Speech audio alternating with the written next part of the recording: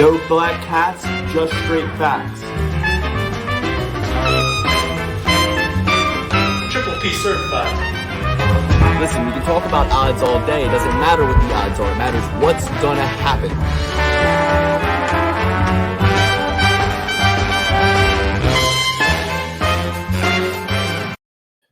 Welcome to the Perfect Play Pursuit. It is the breakdown for 2 weeks from now's fight. We're giving you super early predictions. We're going top to bottom, main card and prelims. It's the early prediction show.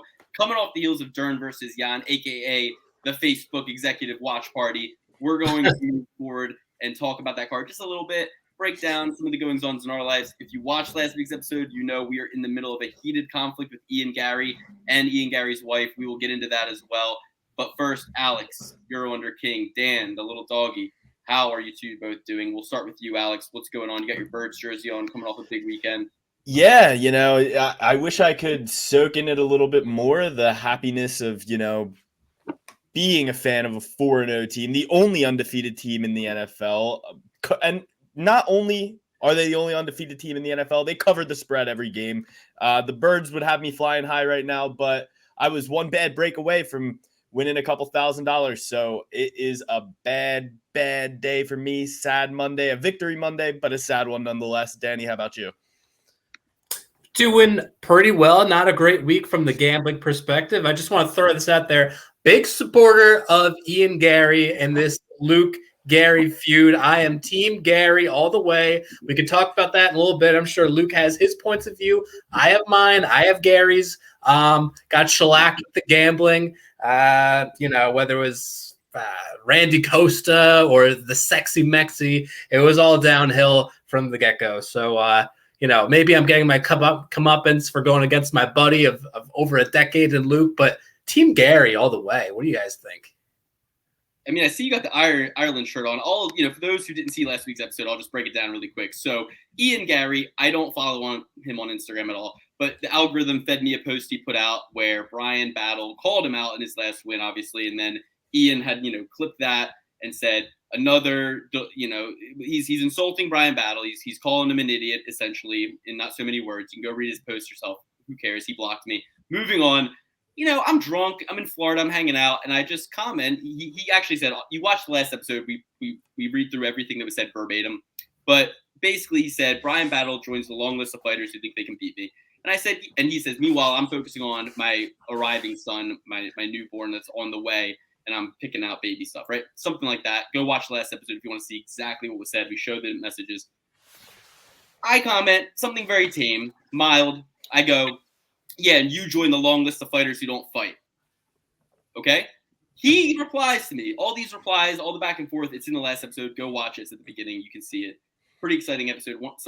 Honestly, it was our finest hour. We had a lot of fun. And you'll see in that episode, I'm wearing my Yankees hat that week because I was in evil Luke mode. You guys know I'm Philly till I die. I'm the Eagles till I die. I'm the Phillies till I die. The Flyers till I die. The Sixers till I die. Allen Iverson, greatest of all time. Here's the thing. I lived in New York for 6 years. I had to throw the Yankees hat on because the evil Luke was coming out. The evil twin was coming out that episode, and he did come out. Now, this week, you see I have the I Love Jesus hat on. If you know, early days of the show, go back and watch those early episodes. You know that this hat means that I'm back in the fold. I'm back in the flock, if you will. The what do they call it when a flock of sheep. I'm one of Jesus's flock again. It's October. I ain't going sober October. I'm having a couple Michelob Ultras, but they're only 2.6 grams of carb. I'm going back on keto. I go to boxing class tomorrow. I threw about 150 liver shots in a row thinking about Ian Gary because, as I said in the last episode, I will fight Ian Gary on 1 day's notice at his chosen weight. I won't cut weight. I'm not a coward. I don't need to suck my body down to fight smaller men. But that's all neither here nor there. What I want to get into before we get back to the main show is that Ian Gary's wife did message me. You can see that on the last episode. His wife was in my DMs. Okay, ha ha ha. I get it. I showed the DMs in the last episode. Okay, they arrived as we were broadcasting. I didn't even know. My lady had to come in and tell me. She said, "Have you seen his wife's getting in the mix?" I pull up my DMs. She had DM'd me a lot. I showed them on the show. Go back and watch the last episode. She sent a lot more, guys. She sent a lot more. Now, I'm not here to make a hot pregnant lady look crazy. I'm not here to gaslight anybody. I have nothing but respect for pregnant women worldwide, all of them, even the ones who are birthing the son of my enemy. I hope your first son is a masculine child. God bless you. And the last thing I want to do is rile up a pregnant lady, okay? She DM'd me. She commented on several of my personal photos, ones with me and my mom, and, talking shit to me. So she's a wild lady. And listen, tip of the hat to you. No drama there, actually. But a lot of DMs, guys. And it's not for me to show all of these DMs here on the show and make, as I said, a nice pregnant lady look crazy. That's for the Patreon. Okay. So the Patreon is, as you know, Perfect Play Patreon, where you get uncensored prelims picks. This week, we're giving you the prelims picks for free. It's a break week. Next week, we'll be back on the Patreon as always.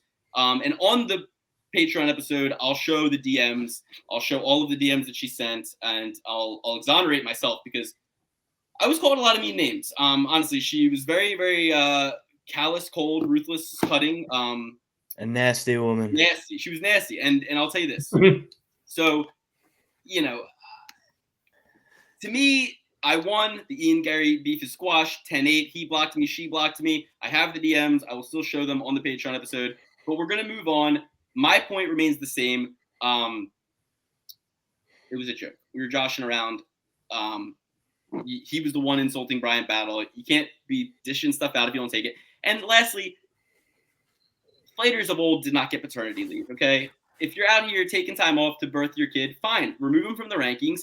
Remove him from the USADA pool. 6 months until he comes back, fine. Like, if you want to take paternity leave, that's fine. But I'm just saying, you're out of the rankings. You're out of the pool. Alistair Overeem, Alex, we always talk about him. He left his kids in the Netherlands. He said, stay at home. Daddy's going to win a world title. He fell short of that goal.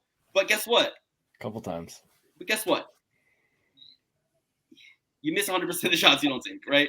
And he had to take those shots, and the kids need to stay at home, okay? And now he's about to fight Badr Hari a third time. It's going to be great. It's going to be. Could be. Bang, bang, gun show. I can't wait. And Dan, the fact that you don't have my fucking back in this and Alex didn't have my back in this, a little disappointing, gotta say. You cyber bullied a father to be. You hopped into it, he blocked you instantly. I had a change of consciousness, all right? You cyber bullied him. He's done nothing but win 4 fights in a row, easy money for all of us. And he's been consistently fighting this entire year. You fought all 4 quarters. If he was a business, he did well in all 4 quarters of his business. Guess what? If he had not had those 4 opportunities in the UFC, his ass would be fighting. You know why? Because at one point in his life, he would have got down on his knees and begged. Got down on his knees and what? What does it say? He follows you or what? You're not. I just followed him. I'm burying the hatchet with Ian Gary. I'm burying the hatchet. You guys are cowards. Here's the reality. If he hadn't had those 4 fights and was still trying to get an opportunity in the UFC, we would have left that kid at home. That being said, now that he's up in the loft, he gets to pull the ladder up. He gets to be like, "Oh, I was always meant to be. Everything's cool. Everything's cool." There are people who really want to be in the UFC, and he clearly is not one of them. So there you go. He doesn't want to be in the UFC. He's saying he doesn't want to be in the UFC. Hey, there's no contract. There's no contract offered for Brian Battle. When you see what his wife said to me in the DMs, you're gonna be back on my side. I thought I saw all of them. No, I only read the one. Oh, you got take a picture and send it to me right now. Send it to me right now. No. You will see them on the Patreon episode with everybody else. And next week. Well, next week, but also I'm going to break this news right now. By the time this episode airs, the last week's episode, it's going behind the paywall too. So if you guys are watching this right now, and you're like, "Oh, I got to go find that episode where Luke got the live message from Ian Gary's wife and was taunting her live on camera." While I was very drunk, by the way. If you want that episode, you got to go to the Patreon. It's already there because we pre-recorded this episode. So I already went and made it private and it's in the Patreon. So you got to go to the Patreon if you want to watch it. That's called being a businessman. Okay. That's called being smart, guys. Think with your fucking brains. Okay. So it's called a teaser. We're teasing it, but trust me, it is worth it. It is worth it. The only reason I'm not going to make it public is because I don't want Ian Gary's wife to be able to come like behind the scenes of the UFC and be like, by the way, this guy right here, and pull up the video of me like cackling. The video of me cackling at her DMs and kind of taunting her and Ian. I don't want her to be like, take that out of context, right? Yeah. And then use that to blackball us from the UFC. It's like, that would not be good for the show. It has to be in context. So if, behind the paywall, it puts it a little bit safer, makes it so that we don't, get blacklisted because, we could be made to look bad.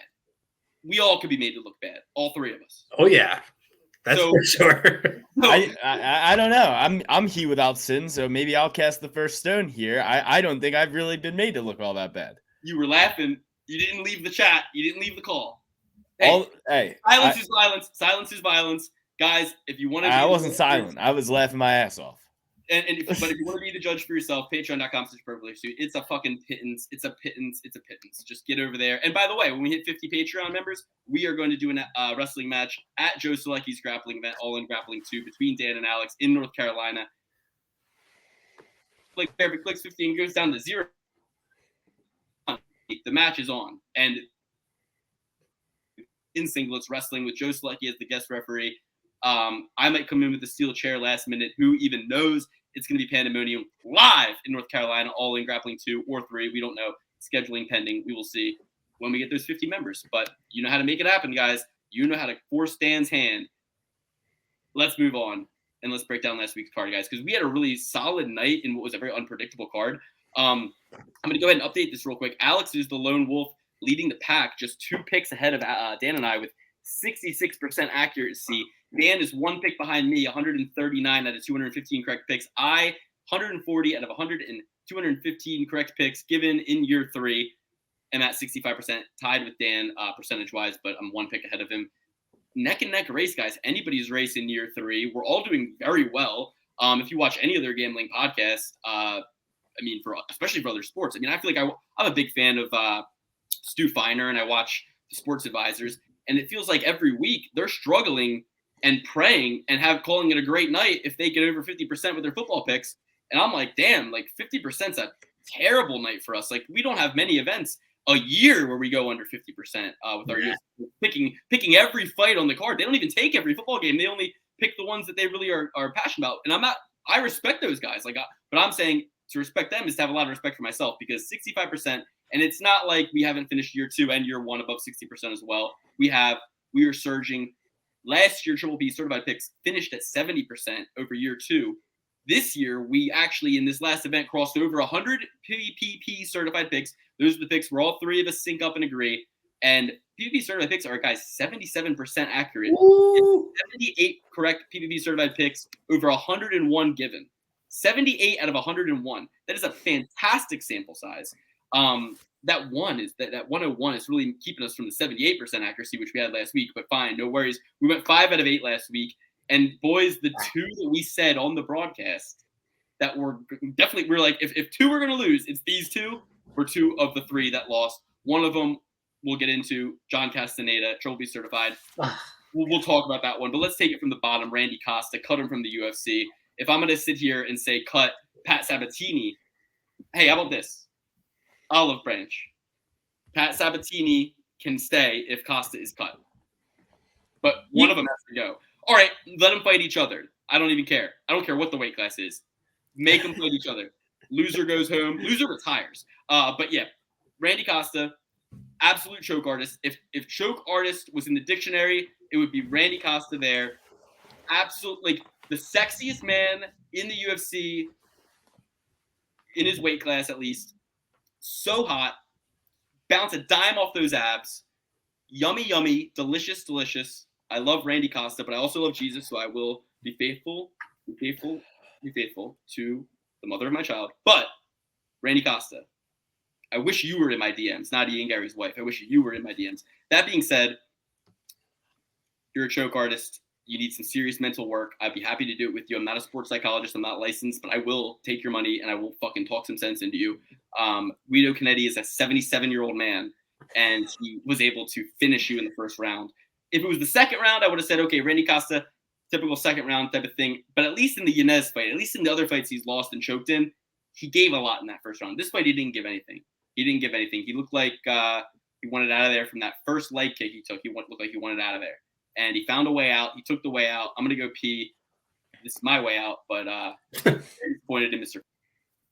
Yeah, definitely a disappointing way to start off the night. We all knew it would happen. I thought that if it did happen, it would happen in the second round. But hey, less heart than we could have even ever expected, getting choked out without any hooks in really early into the first round, 1 minute and 4 seconds in. Dan, what did you think about it? Did you get to catch this one? Yeah, I caught it, and I got the vibes early on that this was not going to go my way. I had all my parlays with the Randy Coast, except two actually. But yeah, I knew something was going to go sour the second I saw that mustache. If I could give a breakdown of what I think happened, we always talk about Randy Costa really just going hard at the beginning, gassing out, not having enough in the tank for rounds 2 and 3. I think what he tried to do was, be a little bit more measured in that first round. Problem was we have Guido Canetti going 105 miles an hour straight at him, and he doesn't have anything to fire back. So, Canetti just got the jump on him and didn't let up at all. It didn't look like a 45-year-old man or whatever age he is. He looked pretty fresh to me, at least for the minute and 4 seconds he was in there. So, that's just a lesson for all of us to learn. Inconsistent fighters, it doesn't matter what age their opponent is. If they're an inconsistent fighter, they'll find a way to lose. He's very consistent. Well, yeah, I guess you're right in that regard, right? I'm agreeing That's terminology, but you know what I mean. A guy who has a lot of skills, that you can see, but also finds a way to lose. Bank on the fact that they're going to find a way to lose. You watch Stat Diggers, right? No. Uncle Weezy? No. He says, when these guys tell you who they are, believe them. So I'll quote him on that. I mean, he told us who he was. We said it on the show, guys. We said it on the show, and we still walk down that path. And also another thing he says is guys like Jimmy Crute. He's like, Jimmy Crute chose to have that mullet. That's a decision he made. We need to look at that and say, he's the type of guy who makes that decision. What kind of decisions is he going to make in the fight? Randy Costa chose to have that mustache. An otherwise handsome man chose to look like he's in fucking Tombstone, Arizona. Okay? We need to wonder about that. Okay? Now listen. Genuine advice for Randy Costa. Go to City Kickboxing. Do the spider workout that Kai Kara France and Israel Adesanya, all those guys do. Get Eugene Behrman on your ass. Get him to have a dingo chase you across the fucking the what do they call it in Australia? The outback, right? Get a dingo to chase you across the outback, and then you'll have the fucking cardio to fight like you do in round 1. All 3 rounds, you won't have to measure yourself. What is with this measuring yourself idea? Did Clay Guida measure himself? Did Diego Sanchez measure himself? No. And those guys fought 10 years ago. Why is the science evolved to make guys lazier? Everybody's like, nah, we're training smarter now. Hey, why don't you stop doing that? Why don't you train like Shogun and Vanderlei and John Jones and all these other fucking greats of all time and actually fucking come in there with 5-round cardio? John Jones versus Gustafsson, dude, in the 5th round. Think about these types of guys. Those guys are triple the size of Randy Costa, and he can't go in there and fight like Mighty Mouse. He can't fight like Benavidez. He can't fight like any of these guys before him. USADA, get out of here. Get out of here, USADA. Might be a rough wake up. He's a big 35er. Every fucking day I record this show. Greatest of all time, John Jones. He signed this for me. He was a nice fucking guy to my face. He was nice to me, okay? I love John Jones, and I wish that it was the John Jones era. We need him back. I'm sick of these fucking guys. Oh, everything's all good. Everything's all nice. I'm going to have a baby. I'm Ian Gary. I can't wait to push my baby in the shoulder. Ask John Jones where his kids are right now. Bro, John Jones hasn't fought in 3 years. What are you talking about? All the guys who hasn't fought. Can you feel the fucking void? Can you feel the power vacuum that is being filled by these fucking daddy pushers in the stroller guys? These fucking guys who want to come out and be like, oh, I'm gonna fucking do a gimmick and I'm gonna do a haircut and a mustache. Fuck all that. Go in there and fight. That's it. It's the Ultimate Fighting Championship, not the Ultimate Fatherhood Championship. Okay, moving on. They all want to be fucking reality stars, Alex. They want to do movies. You had a great segue talking about Shogun and Vanderlei. We got the next generation of Shoot the Box Camp. Daniel Santos, guys, put an end to a lot of parlays. Definitely mine. After the Costa fight, I reevaluated Jesse Ronson. I put Silva on a lot of my parlays. And this was the first fight I lost. You just said Silva and you said Santos. Throttled back and forth on that one. And they're very similar. Two Brazilian buzzsaws. I was just mentioning that I won every fight after this because I switched to Silva. I reevaluated after the Randy Costa fight. So I was on. Wait. So you're trying to do damage? No. I was just giving context to how it fucking ruined my parlay, you dickhead. Alex, Dan. So this guy, I call him after the fight night ended. I go, yeah, you went 7 out of 11. He's like 8 out of 11. I picked Silva. No. I was like, he was like, and he's like, and I talked you onto Ronson. I talked you into picking Jesse Ronson too. And you picked Ronson and I picked Silva. I'm like, that's not how I remembered it, but I just let it go. I was like, all right, I believe you. Hung up, right? Immediately, I go to the YouTube video and I watch the timestamp thing of Bronson versus Silva in the last video. Go check it out to hear Alex's hypocrisy, where he laughs in my face because I at first was leading Ronson. He mentions that Silva beat Neil Magny in a grappling match, and I go, ooh, yeah, it's Silva. And then I pick Silva. Alex stays with Ronson, laughs at me because he switched me to Silva. Okay, so I go, all right, well, that was the early predictions episode. Then I watched the most recent episode that we did a week ago, and he's like, I'm sticking with Ronson. So now he's trying to rewrite history for the audience and be like, yeah, so he slipped that in. He really thought like I wasn't paying attention or something. It's hilarious. I wasn't rewriting history. If you heard me, I said I reevaluated after Costa lost, put Silva in a bunch of parlays. So Daniel Santos, you don't get the credit to go 8 out of 11. You were 7 out of 11. I made a mistake that night. I didn't say I was 8 out of 11 here. I'm not rewriting any history. Oh, okay. I made a mistake. All right. It was a mistake. I get you now. Okay.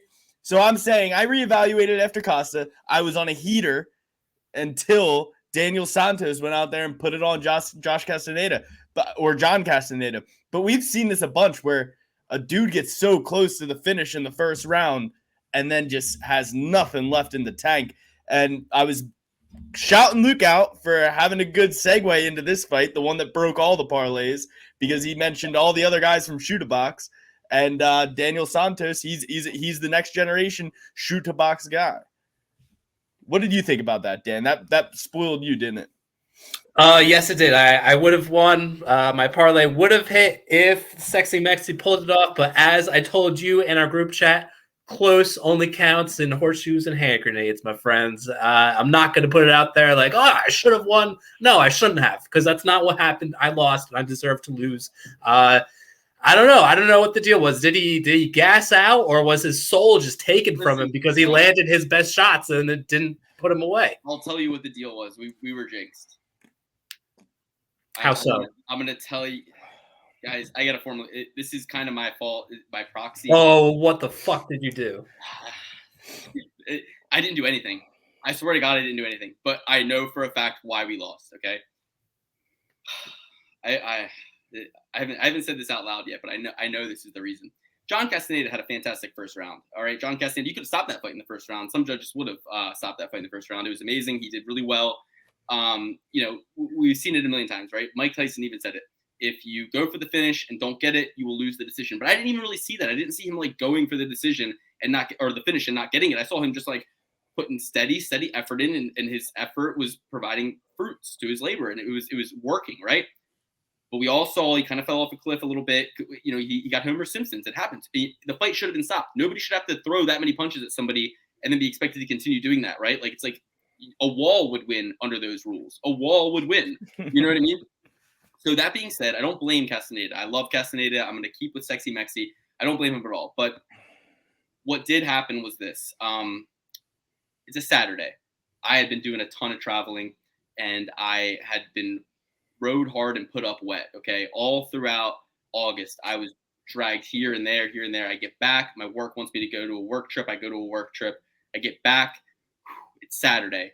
Finally, after a month, more than a month, really, I can just relax in my own apartment and not have to do any moving about, right? Didn't know that my in-laws on the other side of town, they were doing a big move. They were unpacking and cleaning and spring cleaning and organizing. So all of a sudden, my in-law pops over to my apartment with a bunch of boxes, right? Drops all these boxes off, right? So now the space has been invaded by a foreign entity, by an entity other than my, right? I'm watching the fights. I'm zeroed in. You change anything in gambling. You change anything all of a sudden. So we have a good first round. We're in the second round. He's right about to leave. He goes, Luke, good luck with your parlays. I know you're going to win. You've already won. Oh. Why would he say you already won? He's like me with the manifestations shit. You know what I mean? It's like, believe it already. Meanwhile, he was just giving you a sweet, like, You already won. I You know, have I my know. daughter. You have my No, granddaughter. You've already won deep down. Your bets don't matter. It was my girlfriend's brother. Oh, okay. Okay. So trust me, the old man would have just left. You know what I mean? Not had a word in edgewise, would have been fine. But no, he was like just trying to be cool. He's like, "Yo, you already won." Once he said you already won, I knew then and there I was going to lose. I knew it. I was like, and then not 15 seconds later, Castaneda gets knocked out. Oh my god! And I feel like, and honestly, he was still there for that, and he did leave without saying anything. And I feel part of him knows what happened too.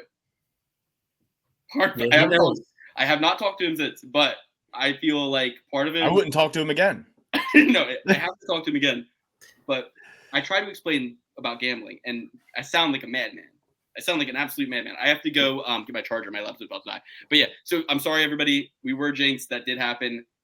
Forgive him. You know what I mean? He's not in the zone of gambling like we are day in, day out, week in, week out. But we were jinxed. We did get jinxed, and I will take that. We knew Durham was going to lose. We knew Costa was going to lose. But if Castaneda won, we would have been fine. But that was my fault. That was my fault. And I try to set the vibes every week, guys. I fail every time. It's a self-fulfilling prophecy, okay? The more I try to focus on the vibes, the more the vibes are not maintained. Luke, once you get that charger, I will tell you the personal hell I went through during the main event. But before we touch on that, Brendan Allen, spectacular performance. First 50G night he had. I knew Brendan Allen would come out there and get it done. 2 chokes without getting hooks in. That's pretty crazy. 2 rear naked chokes without hooks in one night. You don't really see that too often. Dan, did you have Jocko? I did pick Jocko. My parlay picks, and if you are on the Patreon, you would see this. I had over 1.5. Oof. Throughout most of them, over 1.5. And this was it went right up against it, man. It went right up against it. And fuck, man. Jocko is usually good to, have a decision whether he wins or loses, but was not meant to be. Oh my gosh. It was I knew it was gonna be a rough night when that didn't hit. And Luke, do you have anything about Brendan Allen's performance? Do you have anything on that? I called him out as an underdog pick. I picked him. Happy to see him get the win. Nothing bad to say at that point. I mean, I had a $10 bet to pay $3,800. Chandler, Allen, Silva, Latifi, Castaneda lost. Davis won, right? Mike Davis won. Yeah. Yusuf won. Brown won. Okay, that one had Trevin 5-star in it though, so that would have lost anyway. Well, you brought up Mike Davis. Kind of a tough fight. Didn't really expect him to see that much adversity. What did you think about it? Well, what was your personal hell that you were going to get into? Oh, okay. So I have a few parlays left, all riding on Mackenzie Dern. And this is my personal hell right here. I think I had like 4 or 5 parlays open, a rebuild. I also had a bet. Mackenzie Dern was plus 400 by decision. So I instantly put some money on that because I was riding high off of calling Sadiq Yusuf by submission. I mean, who could have called that? Who could have called that besides me? Your boy plus 1,200 came home with a chunk of change on that. But yeah, my personal hell was I was sitting there and I asked my girlfriend, and I love her. All right, I want to preface this by saying I love her. I asked her, should I cash out of one of these? I have Mackenzie Dern across all of them. What do you think? No, don't cash out. What she fails to tell me, boys, is that she bet on Jan. That she put a bet in on Jan that whole time.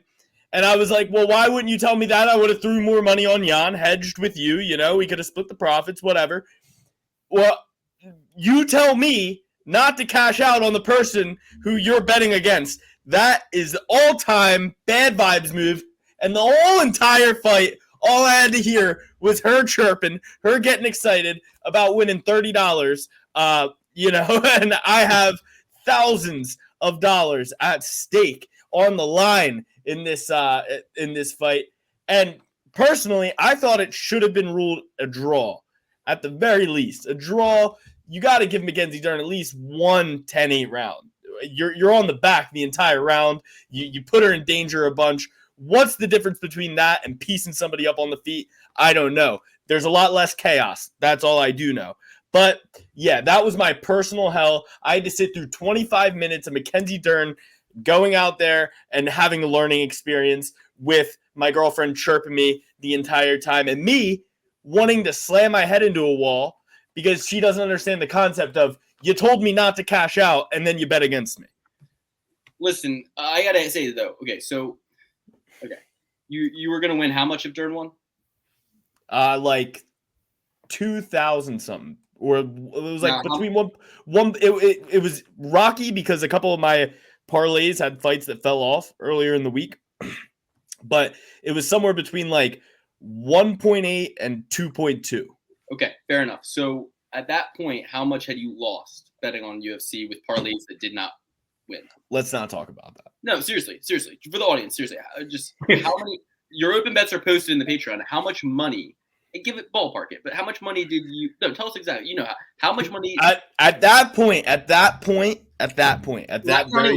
counting live solo drunken bets you were placing as the fights were going. I'm talking at that point from what you placed, like what you. Oh, in the Patreon, probably only like $150, $200. Okay, $200, and then but a couple of here and there, a little bit of this, a little bit of that, and then I find myself trying to win it all back in the NFL. Okay, so let's say fruitless. Double. Let's say double what you originally bet before the fight started. You lost, right? $200 extra on top of the 200 that you placed pre-thing. So now you're something of that nature. Let's not put a number on it. All right. So you're down. Okay, so you're down 400, and you stand to win if one outcome. Who's a favorite? If she wins, you're going to win 1,800 or 2.2. So we'll call it 1,800. So you're going to win $1,400. Okay. At that point, a $400 bet on Jan would have netted you $800, almost $1,000, and then if it lost, you would have still won 1,000 at least with Dern. So you could have on a lady fight where we all agreed Mackenzie Dern's a choke artist, Mackenzie Dern's probably going to lose this. You could have just still, no matter who won, walked away with $1,000. You know what I did instead? I put more money on Mackenzie Dern by decision.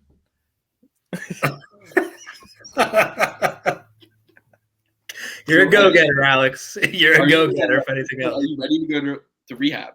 All right. So listen, Jan, are you willing to go to Alcoholics Anonymous at this point? Because that's a mathematical error. It's not a mathematical error. It's a confidence error. I was riding high. I had a lot of good fights that went my way that I was very, very confident on.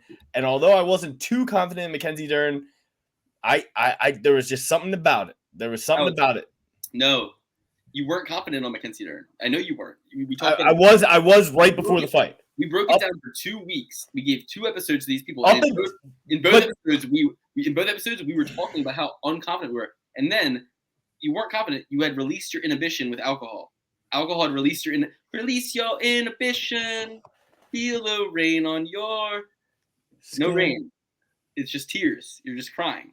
So next time, just take the 1,000 and then have that for football the next day. I couldn't take the 1,000.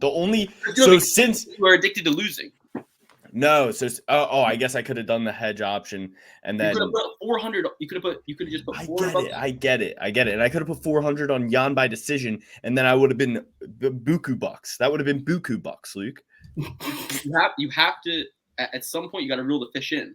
You can't just keep using the fish as bait for more fish. You got to reel the fish in eventually and eat the fish. Luke, you know nothing of fishing. You know nothing of fishing. I know a lot about fishing. You give a man a fish, he'll eat for a night. You give a man a rod, he'll eat for his life. That's all I know. All right. That's one way of saying it. I'm giving you a rod right now. I'm actually giving you a life raft, and that is 1-800 Alcoholics Anonymous, both of them. Maybe a counselor, and also maybe, while we're at it, a dietitian. How about this? Speaking of fishing, let's give this topic 30 seconds. Did you guys hear about the notorious fishing competition scandal? Yes. In which the angler put in, what was it, like a lead fucking weight inside the fish? Putting lead balls inside of fillets and then stuffing it into the fish. Oh, that's so And he's been awesome. doing it for a very long time and won so much money on all these things, including boats. So the whole dude, if see a guy like me, I'm a real fisherman. I knew about this. I knew about these guys from the start. They've been doing it for years, Dan. They've been the whole fishing community has hated them and suspected it from day one. Wow. Well, listen, I haven't heard that story, but I did hear the story of a man who apparently was winning at chess and Anal beads. He had anal beads that were vibrating Morse code so that he could know which moves to make based on, what he beat Magnus Carlsen, right? Apparently. And I just saw, Magnus Carlsen on my YouTube feed. I don't know who this guy is, but it said the greatest chess player of all time. And to me, if you're going to call yourself the greatest and you're not willing to put anal beads up your butt, I don't know. You're not the greatest. You're not the greatest. You're the greatest who's unwilling to go to the next level. You know what I mean? It's no, because that's cheating. Somebody. No. I mean, the guy who's sending the Morse code. Based on that fishing story, we already established everyone's cheating. And if you're not willing to do what they're willing to do, guess what? They're just willing to go further than you. You have a mental block. You weren't willing to do that, and you thought, well, I'm smart enough to be the guy if he has anal beads. No, you're not. You're not. So him and his anal beads just beat you. I mean, the fact that people aren't doing this in like the World Series of Poker and just having someone watch the stream so they know everybody's cards and then having somebody use Morse code in their asshole, like that's outrageous. Why not? Someone just got busted for that too. That shit going on. It's been going on. I led you to that. I actually knew about that story. All right. I actually knew about it. Okay. And maybe she had anal beads in it. Maybe she's just really, and you know what? Just because a girl wins a single, poker tournament doesn't mean we have to say she's cheating. Okay. Girls are smart and they can win things too. And apparently the gambling version of this is just like the sports books forgetting to take fights that already happened off the betting line and being able to bet on them, because somebody DM'd me. And I have to like follow up with him, but he watches the show and he DM'd me and he said that he like saw sports books and they had fights that had already happened on, and he said he won like 30 grand. That happened with the PFL. The PFL, yeah. He said the PFL. He said he won $30,000 by hammering all of them. Well, I would imagine. And actually still lost. Isn't that crazy? Like, so I mean, I didn't know that was even. I mean, but anyway, how did you not know? Because you won a Tapology competition or something where you guessed every pick. That was UFC Abu Dhabi, the first time they ever went there. Anderson Silva versus Damian Maia, BJ Penn versus Frankie Edgar won. And I was like in 5th grade in the UFC or whatever I was in. And like the UFC had this thing where you could like pick the outcomes of the fights. And I like got number 1 ranked because they forgot to change the time zone. And I just went in after the fights were done. And but I didn't win anything. I just screenshotted it and was like, check it out. And everyone's like, oh, you picked every one right? I'm like, no, I just did it after. They're like, oh. I'm like, but it says 1. It says number 1. You were willing to go the extra mile. You were my first perfect parlay. Wow, is that my origin story? That must be my origin story. Maybe I'll find a time machine somewhere down the line, and I'll be able to actually, or the sports almanac. Maybe I'll find my sports almanac. Either way. Any other fights that we need to kind of talk about? A lot of fights, to be honest with you. So I'll just real quick kind of Chelsea Chandler. God damn. Baby, let's go. I love it. I love everything about her. She's amazing. There's one thing bad, though. The chin, not nearly as big as I thought it was. Going into the fight, I thought she was a quadruple C contender. The chin doesn't necessarily look as big as I thought. Dan, what did you think about the chin? Yeah, now that we're talking about it, I guess she did kind of have a potato chin, right? It was a little underwhelming. Not much angles going on in there. I forgot that was a storyline going into that fight. Yeah, I mean, she does have 2 C's already in her name, Chelsea Chandler, and she was coming for the crown.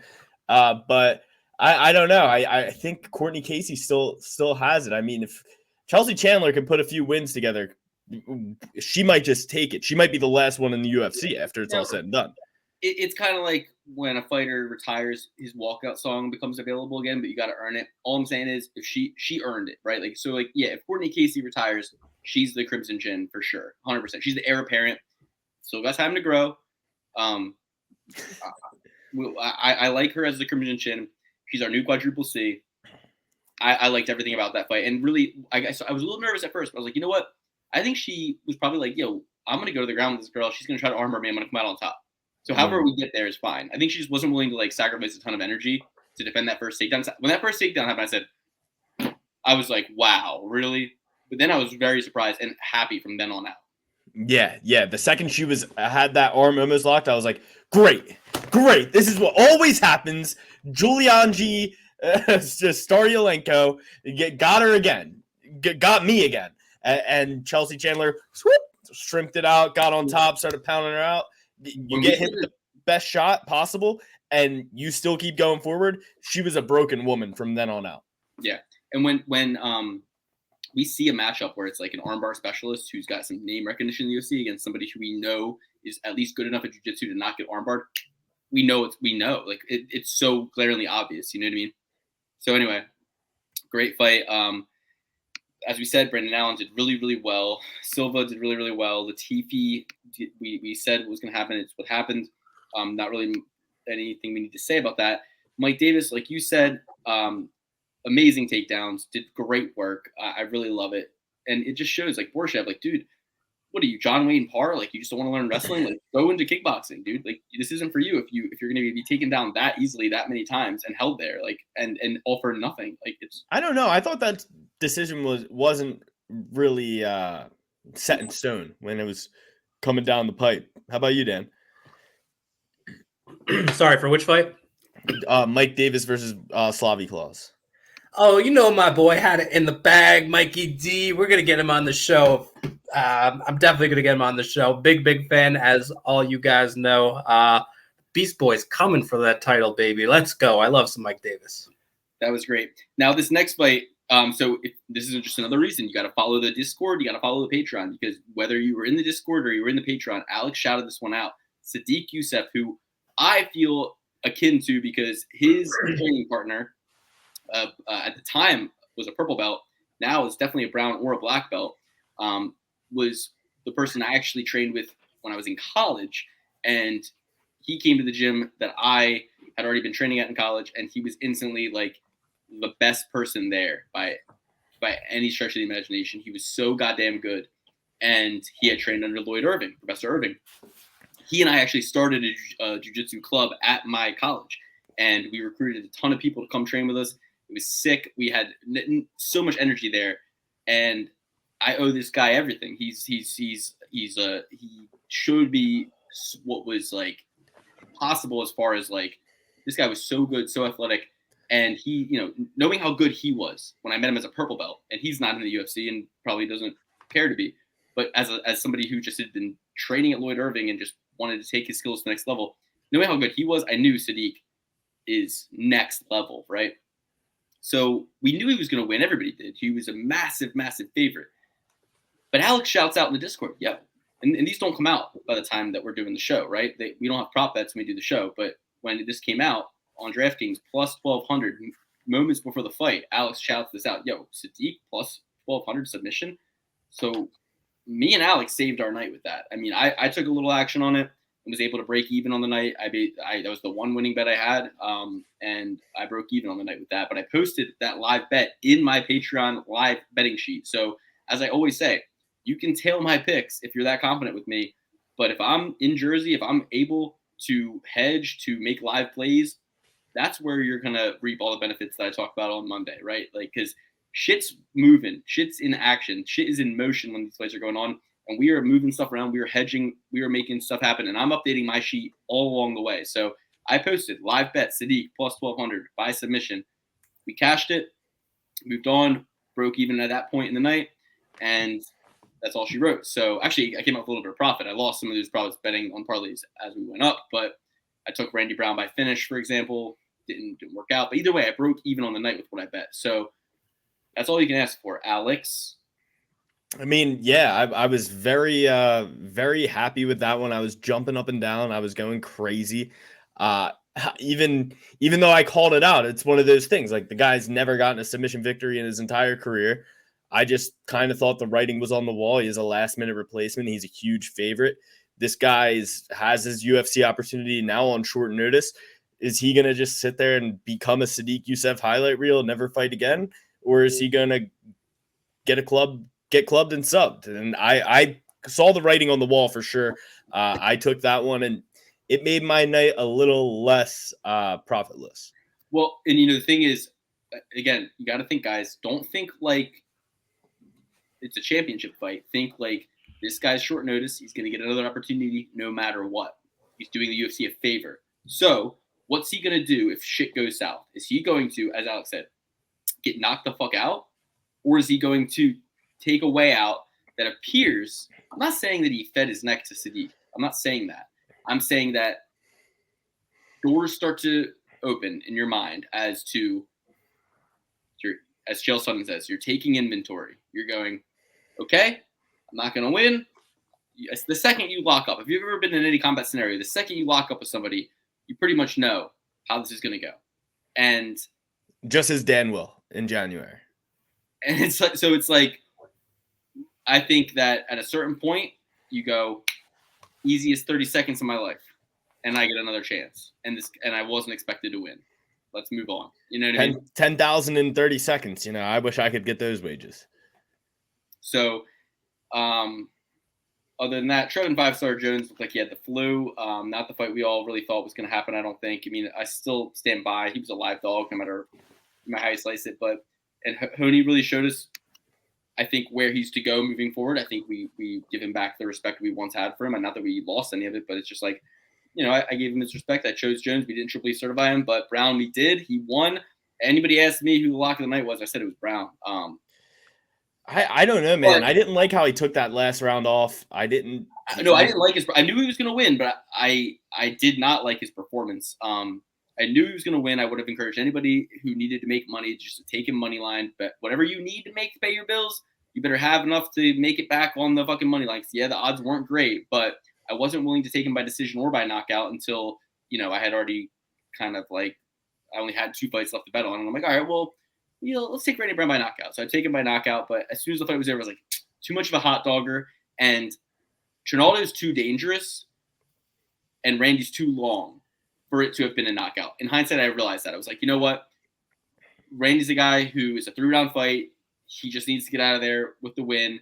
He's not the type of guy who's trying to make a statement win here. And you got that in his post-fight speech, right? He's like, I don't even care. Just keep paying me my wage and get. You know what I mean? He had that Usman 30%. Yeah, but if you're calling out Davey Page views, you better put out a bigger performance than that. Like you can't be like, yo, Dave Portnoy, look what I just did. When sure, but he doesn't know that. He doesn't know that though. You know what I mean? Yeah. He's not humble enough to understand that right now. It's the point in his career. He's not humble enough to understand that. So it is what it is at this point, right? I mean, when the UFC gives you a plus 40-year-old guy, Costa, Trinaldo. Like these guys, it's not going to get any easier.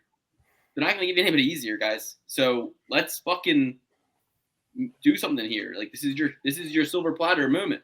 They gave fucking Conor McGregor Marcus Brimich. They gave him Dennis Silver, right? Mm-hmm. Seaver. A couple other people. Seaver, yeah. Those guys were fucking old and they were stiff and they just like Ronaldo, right? They're trying to give you a bone, and you're not taking it. Well, another indication that he wasn't going to get knocked out was that he's never been knocked out even one time in his entire career. So that could have been out on his ass, though, didn't he? He got sat on his ass. I mean, you're telling me big old Randy Brown couldn't have fucking followed up and hit him with a couple elbows and at least just got the ref to stop it? I mean, when a guy's older, too, you got to think about the narrative. If corrupt Jason Herzog is going to tell Paulo Costa post-mortem that he gave the point to Vettori for the nut shot after 1 in the first round, 30 seconds of the fight. He says, oh, I wanted to make things even because he had, I guess, heard about the scale drama. And it's like, yo, Herzog, you're supposed to not fucking be like that. You're supposed to be impartial. You're supposed to be cold. You're supposed to, go into the fight with only one thing in mind, the fighter's safety, letting the competition play out. You decided to inject yourself. You are like that NBA ref. You should be fucking in jail. You should be investigated. Jason Herzog should be investigated, okay, and possibly jailed. Now, that being said, you're telling me that a 40-year-old Ronaldo, and I don't know who the ref was there, but it's like people are thinking about that. If they start eating those elbows, some refs will go, in the back of their mind, they'll go, this is a 40-something-year-old man. He's at the end of his rope. This is the end. You know what I mean? There's a part of that. I guarantee you. These refs are fucking horrible. Every fucking one of them. There's not one good ref. Not one. What about that lady? What about that lady? She's got long blonde hair. Yo, you know what? Our algorithm knows that we're friends because I just watched a video about Kim Winslow being the worst ref ever, and it must have fed you the same one. No. I'm literally just going off my head. Wow. Because I just watched today a video on YouTube that says Kim Winslow being the worst ref ever, something like that. And I never really thought about it. Whenever she was the ref, I was always kind of like, at least she's a sturdy woman. At least she's a Sarah Plain and tall. At least she's got like 6 foot on some of these guys, and they usually would put her in there against little guys or women. But no, she is really the worst ref ever. I watched a whole highlight compilation of her. She's like so bad. It just shows her blowing calls. Early stoppages, late stoppages, missing taps, people getting their arm broken. Ronda Rousey broke some chick's arm because she was late to the tap. The girl tapped, and then the sequence happened. Her arm was in half, and then she tapped again, and then she stopped it. It was crazy. I'm looking this up right now. I'm gonna mute myself. Early stands-ups, like standing guys up. It was crazy. Meanwhile, you won't send those refs to jail, but you're sending Josh Rosenthal to jail for only 1,347 marijuana plants. Victimless crime. Exactly. And I'll bet each one of those plants were accounted for and tagged legally. Listen, free Josh Rosenthal. He's out, I think. Free Cain Velasquez then. All right, moving on. Jan versus Dern. As soon as I saw Mark Zuckerberg, I knew that Jan was going to win. Why? He's a multi-billionaire. Mark Zuckerberg's wife is Chinese. Mark Zuckerberg loves China. Why would this be the first fight he ever decided to fucking attend? He could attend every fight that's ever happened. But all of a sudden, this is the one he wants to. I'll tell you why, guys. He's doing what we all do, which is we have a girlfriend, we have a wife, we have a fiance, and we want them to love UFC so that we can watch it every Saturday. So he thought in his nerd brain, just like we all think, he thought, a woman, and she's Chinese, I'm going to get my wife to see her triumph, and then she will be cool with me watching fights all the time. I'll be like, remember Yao? You like Yao Yan Nan? You like her? All right, I'm gonna watch this one now. All right, maybe Yan will be in the crowd. Come here. Let's watch. See if you see Yan in the crowd. I think she might be there in this, right? You know what I mean? Like he's doing what we do. Same thing I do with Paulo Costa. I'm like, hey, look, Paulo Costa, you like him, huh? Same thing, right? I do it with Brendan Moreno. My girlfriend's like, I don't like Brendan Moreno. I'm like, no, because I need somebody who's uglier and just as small as me. I can't be showing her that guys like Paulo Costa exist. Okay, there are guys that big, that sexy, and that good at fighting that exist in the world. Listen, it's for me and you differ.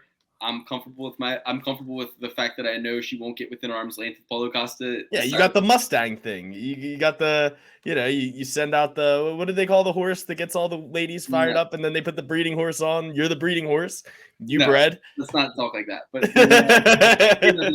But I'm saying that she's not going to get close to Paulo Costa. He's not going to let her get close. He's not going to let her get close.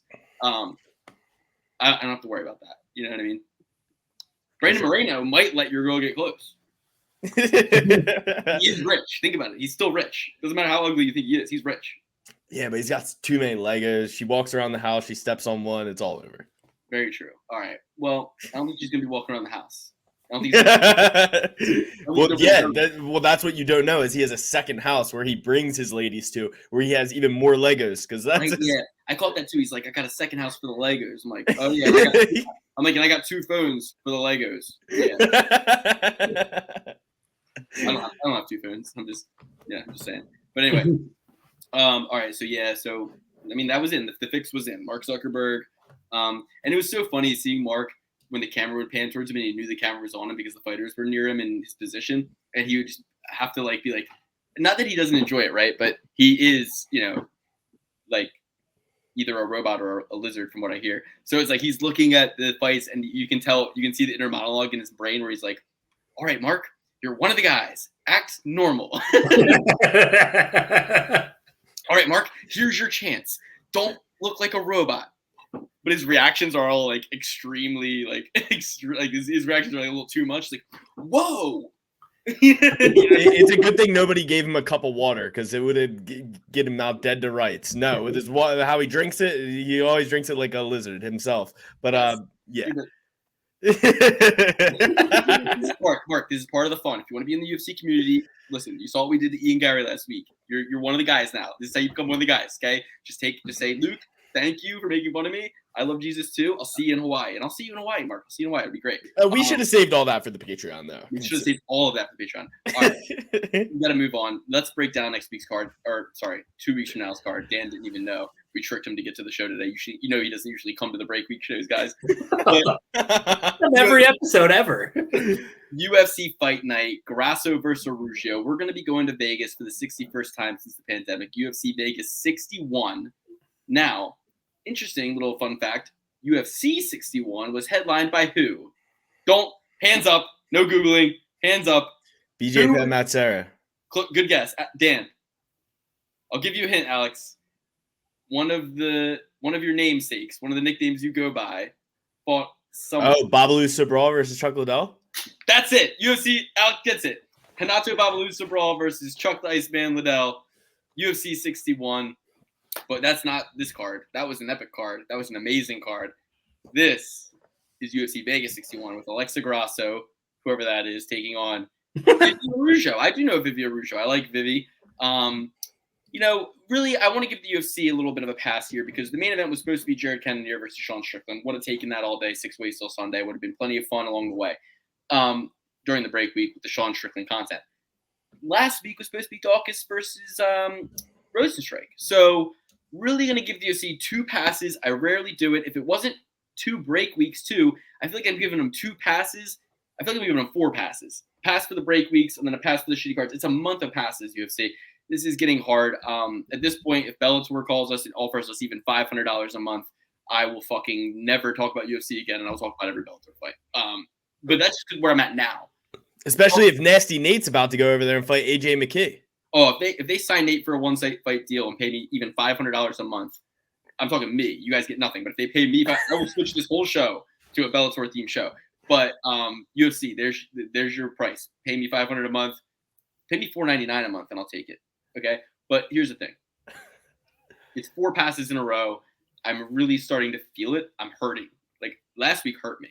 The fights were not great. Let's be real. They were not great. There was a lot of finishes, but there was a lot of mismatches. There was a lot of who cares. There was a lot of it wasn't great. And then now this one, it's not going to be great either. And there's nothing in between. And if like I said, if Jake Paul knocks out Anderson Silva after the month we've had, I will walk off of a bridge. You know what I mean? I'll find a bridge and I will walk off it.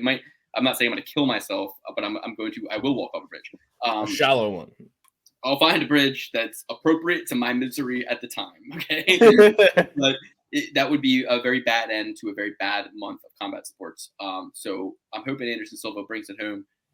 But that being said, we got a card to break down. We're going to do the whole thing top to bottom. We got 13 fights. It's going to be our quick takes, our quick picks, our first looks. Next week, we will break down main card and prelims. The prelims will go on the Patreon. Those will be our final thoughts. You might get a couple bonuses because as of right now, they can mix and match the card around. We can give you some prelim picks today that are main card next week and vice versa. So really, you're going to get a lot of value to this episode. We don't want to leave you high and dry during the break week.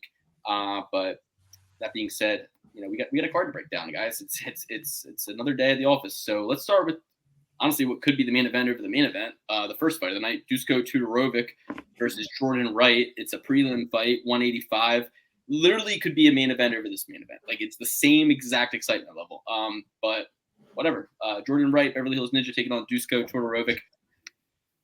Number 55 versus number 60, couple of middleweights, minus 190 favorite is Dusko. He's coming off of a loss. We saw it happen against Chidi and Jaquani. Got elbowed pretty quickly into that fight. But, back-to-back losses for Mr. Wright. Knockout to Bruno Silva and a submission to Marc-Andre Barriol. Now, after seeing Marc-Andre get bullied around by Flavio Hernandez, you got to wonder, damn, Jordan Wright, you're that bad at jiu-jitsu that a guy that got completely outclassed to a purple belt in jiu-jitsu, Flavio Hernandez, you got choked out by him? Like, what's going on here, right? So he's going to have a 3-inch reach advantage over Dusko, about the same height. You'll remember that Jordan Wright weighed in at 190 last time. That's what Tapology's telling me. I don't know if he missed weight or if it was short notice or what. I think he missed weight. Either way, guys, I'm going to just make my pick quick here. It's Dusko to me. I don't think he loses 2 in a row. I think Jordan Wright loses 3 in a row and is out the door. He's the Beverly Hills Ninja, but I just think that Dusko, he's a bald version of him from a harder to live in country, right? Skills are about equal. Give me the guy with nothing to go home to. The guy from Beverly Hills, send him home, let him have sex with hot Los Angelinas, and call it a day for his UFC career. I think he'd do better. Yeah, I'm gonna agree with Luke. I'm rolling with Thunder here. Dusko Todorovic. These are both COVID classics for us. We were very excited about both these guys in their first fight in the UFC, and then they kind of fell off after that. This is a get right fight. Probably a loser leaves town fight. I'm going with Dusko, and for the same exact reasons as Luke. Marc-Andre Barrios, don't really have much respect for Power Bar. I think Dusko takes him down and finishes him. Yeah, I'm going to have to triple P certify this one. This is one of my more confident plays of the evening. 2 weeks from now, I really like Dusko as far as the versatility that he brings. He can grapple and he can strike. Not world class in either endeavors, but the versatility is definitely there. Whereas Jordan Wright, he brings his little karate pea shooter to the dance, and sometimes it works. Often it does not. I don't think that Dusko is going to fall victim to it, and I think he's going to snatch up a pretty easy victory if he can get past the first 2.5 minutes of the fight. So triple P certified Dusko Todorovic. Hell yeah. Next up, we got Nick Maximoff, Nick Diaz Army in the building versus Jacob Malkunda Thunder from Down Under. Dan, who you got in this one? I guess I'm looking to see Maximoff bounce back, right? Grappler versus grappler matchup. I think Maximoff has the goods in this one. The cardio for days, obviously a Diaz trademark there. I think that cardio, that volume striking is going to pay dividends against Malkoun, who I haven't really been all that much impressed with. So, again, as far as grappler versus grappler, give me the guy who's probably going to have a little bit more in the gas tank and just a little bit more tenacious, I feel like, in his fights. So I'll take Maximoff. I agree. I feel like that Andre Petrosky fight doesn't necessarily tell the whole story about a guy like Nick Maximoff. I think that he's better than that. We forgot to get to something, Luke, regarding Bo Nickel, but I'm going with Nick Maximoff. Luke, what's your pick? And get us into the Bo Nickel situation. Yeah, we definitely got to talk about Bo Nickel before we get to the next play, but I'm going to triple B certify Nick Maximoff here.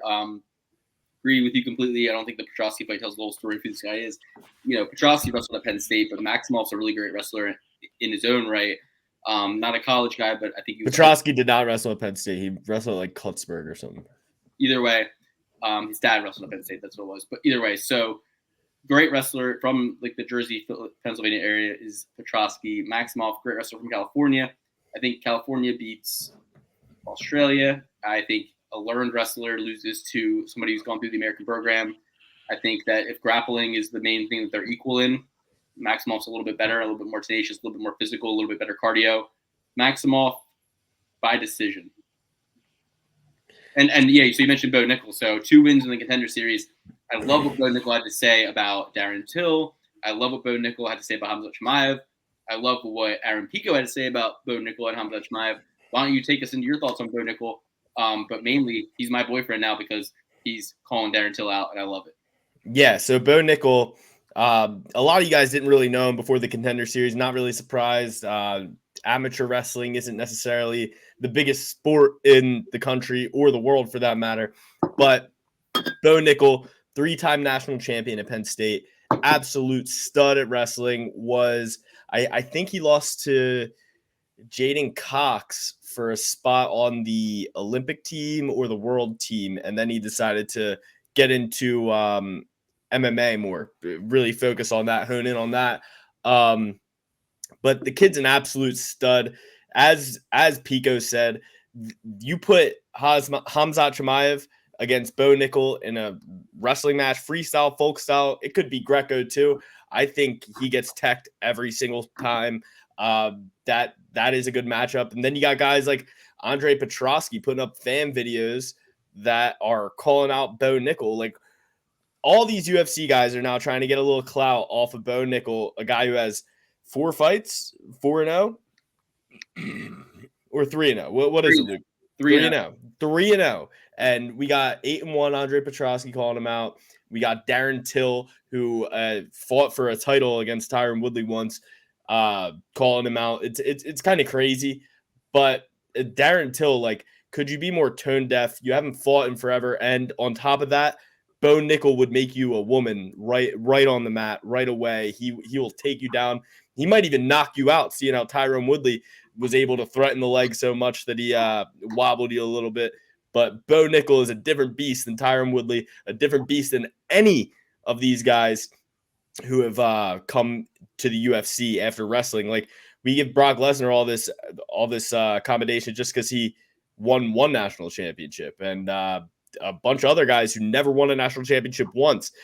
All you have to say is you were an NCAA wrestler, Division I, maybe what is it called when you get top 7, Luke? All-American. All-American, yeah. All-American. You know, this guy, he won that tournament three out of the 4 years he was in college, and I think he placed in the one that he didn't. I think it was second, maybe. And at heavyweight, Brock Lesnar, I mean, I think he won his heavyweight match by 2 points. Yeah, Bo Nickel was out there teching kids, pinning kids, literally tech decking them, which is getting 14 points and then pinning them just to assert your dominance even more. Bo Nickel is not a guy you want to piss off, and Bo Nickel is going to destroy in the UFC. I think that his first fight is against Jamie Pickett. Correct me if I'm wrong, That's but correct. I saw Chael say that Dricus du Plessis is probably going to. I'll address that. So if you watch the video, that you probably just saw the headline, but yeah. The video itself, what he was saying was actually quite poignant. He said that the Dricus du Plessis versus Darren Till fight, he's like, that fight's not going to happen. He's like, I'll tell you right now, it's not going to happen. And I know it's not going to because Darren Till, we know, pull-out merchant, diva, UFC poster boy, until Paddy the Baddy gets, his way into the pay-per-view cards, right? But right now, he's the Liverpool guy. He's opening them up to that market. He's the face. But what is Darren Till doing in his off time, right? Block asset and NFTs and this and that and the other thing. Yeah, we see the clips of him training with Khamzat Chimaev, but the reality is training in Thailand, whatever. It's like the reality is that he has his eye on other things, guys. Yeah, he's young, but he's young and he's already had his prime. He's already hit his prime.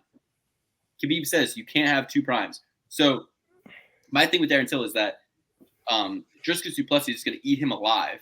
He's a better version of him at an earlier stage of his career. I mean, Dricus du Plessis against Darren Till when Darren Till was hungry and motivated more than he is now and injury-free would destroy him. He's going to destroy him. So it's a bad matchup for him. No name value. Darren Till will not take that fight. He's trying to find ways out. Bo Nickel is scheduled on that same card. So Chael was saying that Bo is going to fight Dricus and Darren's going to pull out, or Darren's going to fight Bo. Yeah. Interesting. I'm going to make the prediction that at some point in time, Bo Nickel will fight Khamzat Chimaev for the title. It'll be one of the all-time selling pay-per-views. The UFC is going to set it up like Rocky v. Drago, and it's going to be freaking awesome to watch. Bold prediction. Yeah, that would be one of the greatest clashes of 2 like young, in their prime, skilled athletes of all time. Really, It's going down. It's going down. Bo Nickel wins it. Let's go. All right. Just like when Rulon Gardner beat the machine, the guy who won all the Olympic championships for Russia, the experiment. What's his name? Or is Rulon Gardner the experiment? Well, I think it's more like Fedor versus Couture or Fedor versus Lesnar, or it's even more so like Askren versus Khabib before Askren like went on that losing streak. Remember what he was kind of talking about? Like me versus Khabib. He's like, I will take his back and chant USA. Yeah. Like, it's that kind of thing. You know what I mean? Yeah, it is that kind of thing. Yeah, but I think it'll end up those guys just striking. It'll look like It often does, right? Grasso Shogun or something. I don't know. Can't wait for it. Can't wait for Bo Nickel's next fight, first fight. I think I just bet Bo Nickel every single fight he has. I really think he's like the next guy to go undefeated 8, 9, 10 fights in a row. You know what I mean? I think so as well. A little correction. Yes, Rulon Gardner. He beat Alexander Karelin, the guy who won like 10 world championships. Like, guy was insane. He looked like an experiment. His nickname was the Experiment, and his last ever wrestling match was against Rulon Gardner. never lost one in the on the world scene, international competition before that. 2000 Dan, Olympic Games, Sydney. You would love that story, Dan. Rulon Gardner versus Karelin. You would love that. Just because Rulon Gardner is such a Babe Ruth kind of not that he really is, but like compared to Karelin, right? Like he looks like a Babe Ruth. Yeah, it's like a butterball versus like a brick shithouse. Did it on beer and hot dogs? I don't think it's on beer and hot dogs, but I think that it was such, it's like an American guy versus the guy that the whole Soviet Union is behind and probably pumping full of whatever they want. Either way, Melzik Bagdasarian, the gun, 7-1, taking on Yo Anderson Brito, 13-3. Went back and forth on this one myself. I'd like to get your guys' take. So I settled on gun, but I think it's a bit of a trap line. I think that Brito's a live dog. Minus 190 gun. What do you think, Piven? Yeah, I'm feeling what you're saying as far as the trap line and all that. My mind is telling me the gun on this one. Very impressed with the striking. It just makes me a little bit nervous if it gets to that grappling department because I'm not sure where he's at as far as that skill set. But man, I mean, this guy is definitely someone I think the UFC is high on and someone they want to promote who's going to put on exciting fights, put up some highlight reel knockouts. Brito seems like a tough son of a gun who goes in there and, as far as being an underdog, really is going to fight for your money. And there's another guy coming up on this card that I'm very high on who's a big time underdog, but he's just, is a dog through and through. I think Brito is kind of that same ilk, but I'm going to stick with the favorite on this one and go with the gun. What's the price tag on this? I don't even know. Minus 190 gun. All right, I'll take it.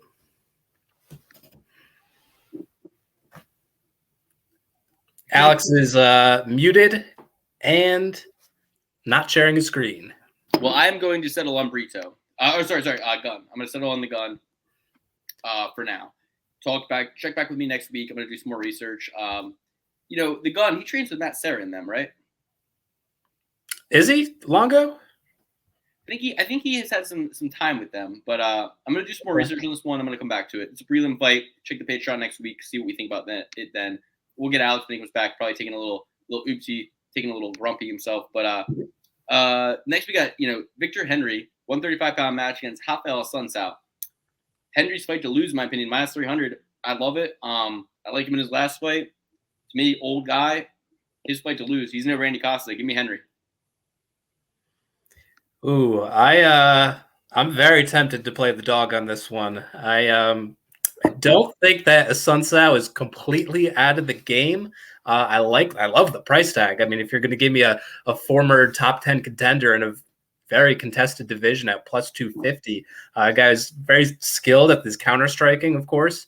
Also has jiu-jitsu in his back pocket. Hasn't really been using it all that much, but he is highly credentialed in that regard.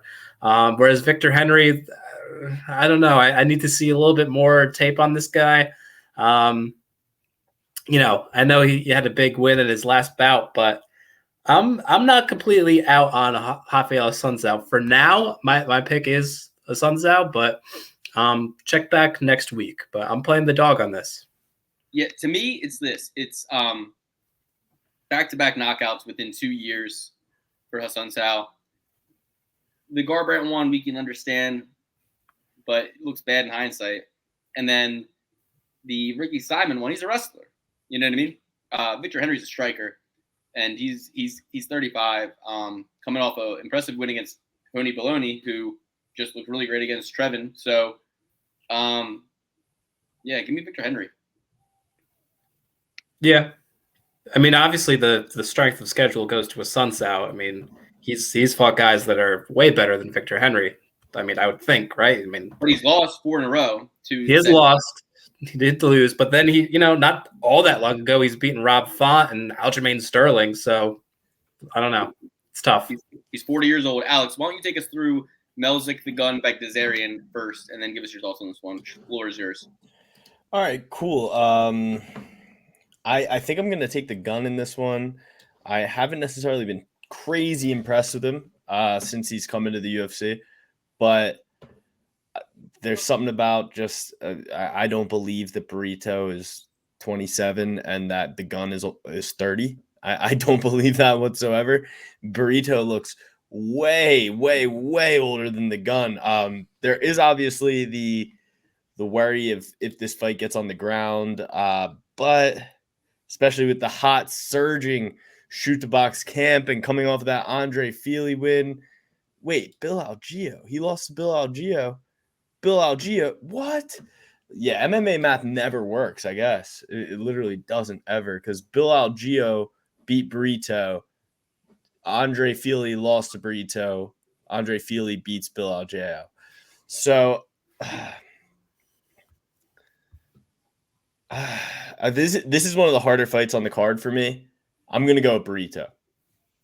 I just flopped. I flopped crazy. I'm going with Burrito. Next up, I'm going to go with Victor Henry as well. Haven't seen a lot of Sun Zhao. I picked him in, I think, all 4 of those losses. I used to be high on him, but I just don't see it anymore at this stage of the game. And next up, we've got Lukey CK versus Mike Jackson versus Pete Rodriguez. Not as much of an experience differential in this one. Dan, why don't you take this one away? You're a bit of a journo yourself, right? Real quick, if you're gonna play along at home, we Trophy certified Dusko, we Trophy certified Maximov, we Trophy certified Victor Henry. Alex the Lone Wolf on Brito, but as I said, I went back and forth on that one. I'm gonna check back in next week. We'll give you your thoughts, but 3 to 4 Trophy certified off the bat. Now we got 1-1 Mike Jackson versus Petey Rodriguez, 4-1. Huge heavy favorite for Petey, but it's like, damn, if Mike Jackson didn't play a spoiler for us last time with that eye gouge veteran movie did he? Yeah, exactly. This is what I want no part of. I don't care how much I hate Mike Jackson and want to bet against him, how unskilled he is and undeserving of having that UFC slot. Pete Rodriguez, I'll be honest, I really know very little about this guy except for having a badass nickname, the Dead Game or Dead Game. Obviously, it would seem like the guy who's an actual UFC fighter would probably get the win.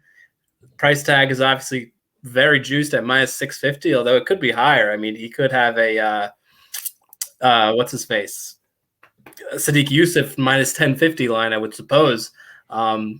Anything can happen in this game. Again, we're already reminded of that with Mike Jackson in his last fight, so I really don't want to get conned into another losing parlay because I bet a fight that isn't even a fight. But whatever, the official pick is Pete Rodriguez. Yeah. My official pick is also Pete Rodriguez, Dead Game. But if I'm going to put any skin in this game, I'm going to be putting money on Mike Jackson here. The truth, just because I don't like seeing somebody who's one win or doesn't have a single win in the UFC and only 4 fights to his name coming in here. I mean, both of these guys are very inexperienced, but if you're giving him a minus 650 favoritism, I'm not putting my money on somebody who's only had 4 professional fights. Yeah, you guys said it all. You said it all. It's a fight I want nothing to do with. So check back with me next week for my pick. I'm teetering on Mike Jackson. I got to look more into this guy. But, 12-year age differential. Mike Jackson is going to be a lot taller. Not much reach advantage, though, apparently. So I don't know. Got to do some more research. Obviously, Topology has a 95% Rodriguez. Mike Jackson expected to lose here, but won't be, check back with me next week for that prelim matchup. I'll let you know my thoughts. I'm gonna really watch both these guys. There's only 6 fights you need to watch, so I'll watch both of them, and I'm gonna see who I think is gonna win. But yeah, Pete Rodriguez for the sake of the show for now. Mana Martinez versus Brendan Davis. Hey, kill a bee, I picked him against the Mongolian Murderer, I think, right? Yeah, and he lost first round, got smoked out. No other UFC experience to speak of. Yeah, he does. He fought Giga Chikadze, Zabit Magomedsharapov, Kyle Bokniak, Enrique Barcelosa, Randy Costa, Steven Peterson, and Kai Hong Ho Kang. Yeah, well, I'm going to go with Glory MMA and Fitness, 26-year-old Mana Martinez. That's going to be my pick, 9-3. He did take Guido Canete to a split decision, but it's a scrappy fight. Anybody's guess. I'm gonna go with the guy who's got Krause in his corner? Mana Martinez. Yeah, I'll also go with Mana Martinez on this one. I'm pretty impressed with his striking. He seems to be able to mix it up as far as switching stances and throwing a wide variety of different strikes. I think there's a lot to be gained on his end in the grappling department. Hopefully, James Krause is coaching him up on that end because, Brandon Davis is coming in and he's a throwback to an old era of UFC where he's just a gritty guy. He's going to be in your face all day. He's going to grapple you when he can. And Martinez needs to be ready for this fight as far as the wrestling department. And I think James Krause is going to get him ready. He's still a young fighter. He's got a lot to learn. So I think those strides have been implemented and he'll be good to go. He's a throwback for the UFC, but he is ahead of his time from where he's from, Mississippi. He is the smartest guy in Mississippi by far. But Luke, you mentioned the thing about what's the guy named with the mullet? What's that guy? Brendan Allen? Crute. Oh. So Jimmy Crute. Yeah, bad decision making. You made a bad decision in looking up to somebody who has bad decisions in their past. Alan Belcher, he has a Wayne Nugent tattoo on his arm, Wayne Nuge, and that's Brendan Davis's head coach. So if you're looking up to a guy who got Wayne Nuge tattooed on his arm, terribly, by the way, then you're crazy. I'm going with Mana Martinez here just based on that.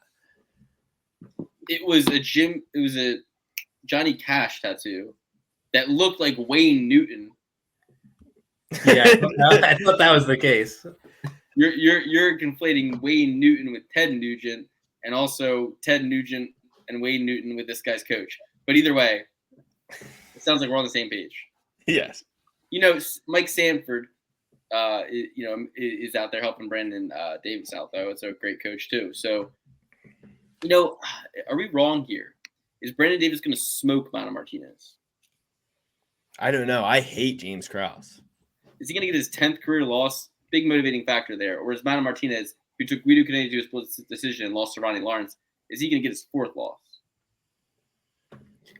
Ask me again next week. I don't know, man. I mean, I like Mana Martinez, but Brandon Davis is definitely a live dog if he is a dog at that. Next, we got another fight that kind of makes me worried. Tatsuro Tiara, number 22 flyweight, taking on CJ Vergara, number 28 flyweight. And this could just be American Steel just being too much for the Japanese Tatsuro Tiara. I mean, Clinton Rodriguez, O'Day Osborne, a nice little UFC tenure in his 2 fights in the past year.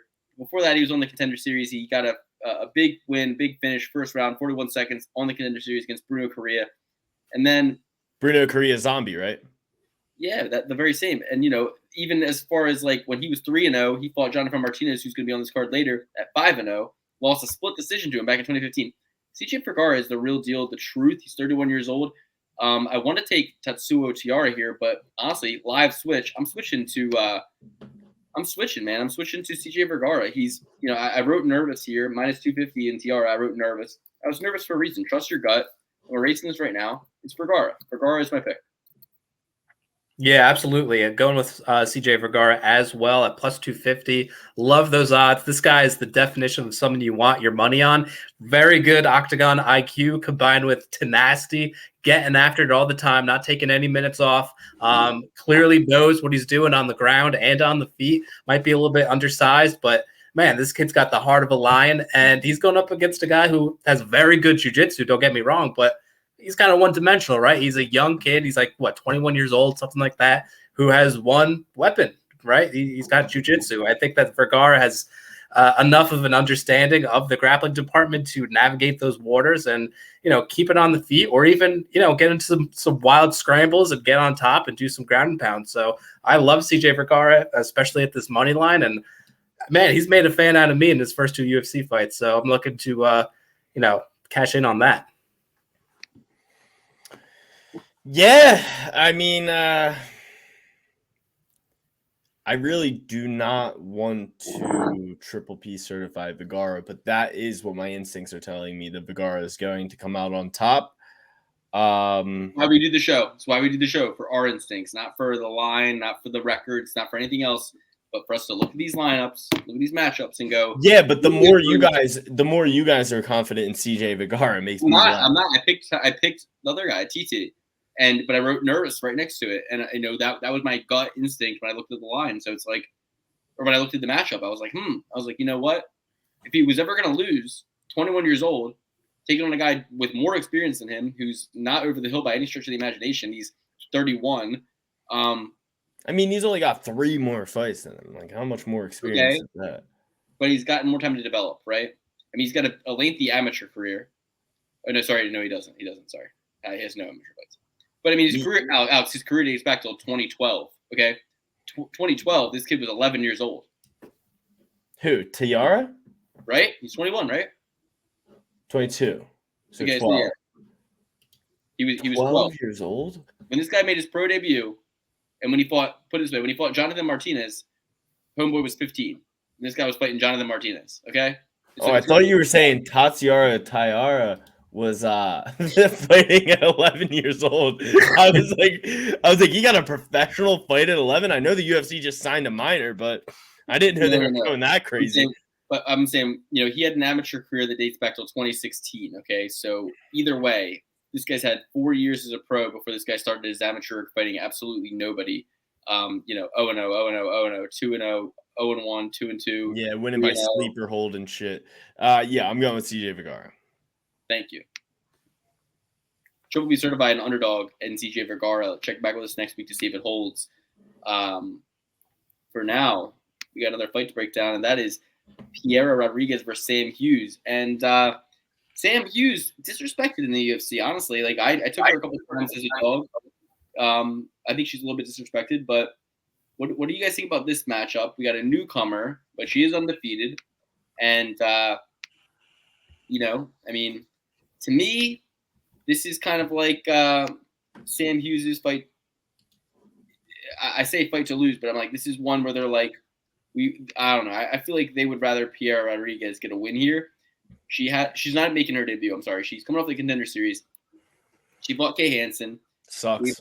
Gave her 5th loss. That was back in April. She's getting right back on the horse 6 months later against Sam Hughes. Sam Hughes is the same 7-4 as Kay Hansen was when she fought her 7-4. Is she going to give Sam Hughes her 5th loss just like she gave Kay Hansen? The thing that stood out to me, I remember watching a year ago her fight Valencia Machado, Tina Black. Valencia Machado, I saw her Contender Series fight. She's good, dude. She's really good. She lost on the Contender Series against Piera Rodriguez, but fought hard. And she has since had some good wins, 3 wins or 2 wins in MMA. And I think we're going to see Valencia Machado in the UFC. And I think we're going to see Piera Rodriguez get this win. So even though she's a heavy favorite, no, I'm sorry, she's not even that heavy of a favorite. Yeah, I'm going to take Piera Rodriguez here. I think this is our spot. I mean, I'm going to go with the opposite on this one. I'm taking Sam Hughes, another fighter that is constantly an underdog and constantly going out there fighting for your money. I think that this is a good spot for her, coming off of 2 straight wins, got a lot of positive momentum going her way, coming off of a finish at that, training at a really good gym at Fortis MMA. A lot more UFC experience under her belt, and very good fighters, right? Tisha Torres, Luma Lupumi. And I just love this girl's attitude. She was in the corner, and what was it? Her coach was like, "All right, you know what to do now, right?" She's like, "Go for the kill." Like so many times in these UFC women's fights, it's the girl who's more tenacious, who's a little bit more physical, and she is a little bit bigger, does have a little bit more of a reach, pretty much the same age. So, I'll take the girl that's got the aggression and is coming off of really good momentum in her favor. It could be Sam Hughes. I'll take the underdog value as well. Yeah, and Sam Hughes in her amateur career, 1-1, lost 2, had a draw. 1-1, lost 1 against Lupi Godinez, interestingly enough, back in amateur days, 2018. 1-1, and then went on a 1-2-3-4 fight winning streak in her pro career, lost to Vanessa Demopoulos. 1-1, lost to Tisha Torres in her UFC debut. Lost to Luke Bume, lost to Pinero, and then goes on a 2-fight winning streak against a 6-2 Astilian Nunes. Majority decision. Some people thought Nunes won. I thought Nunes won. Then she beats white belt Elise Reed from the mount. She's a white belt. She also ate a lot of strikes against Elise Reed. Elise Reed, not that good. I think Rodriguez smokes Elise Reed. I think she beats Nunes. I think she beats Luke Boumet. I think she probably has a tough fight against Tecia Torres, just like what's her name did. But bottom line is I'm throwing that one out. I'm saying, Rodriguez, dude, you're wrong here. If you want to get Elise Reed, you get her at bigger odds, man. This chick Rodriguez, she's not out of Fortis MMA, but she's I don't know. I mean, she was headlining LFA events. She's a Contender Series girl. I saw her in that fight against Machado. Kay Hansen, say what you want about her. At least she got the win in her debut. Hard to do. Now she's taking on a much, I think. She lost that entire fight and then put a 40-year-old on her back and tapped her out. Who? Kay Hansen, right? I'm just saying that Kay Hansen, she won. Kay Hansen, she has one UFC win. It's against Jinyu Frey. She's 48. All right, well, 37. She's 37. So. Sam Hughes has also been headlining LFA events. That was the Vanessa Demopoulos fight. All right, so what do you think, Alex? I think Sam Hughes wins. All right. Oh yeah.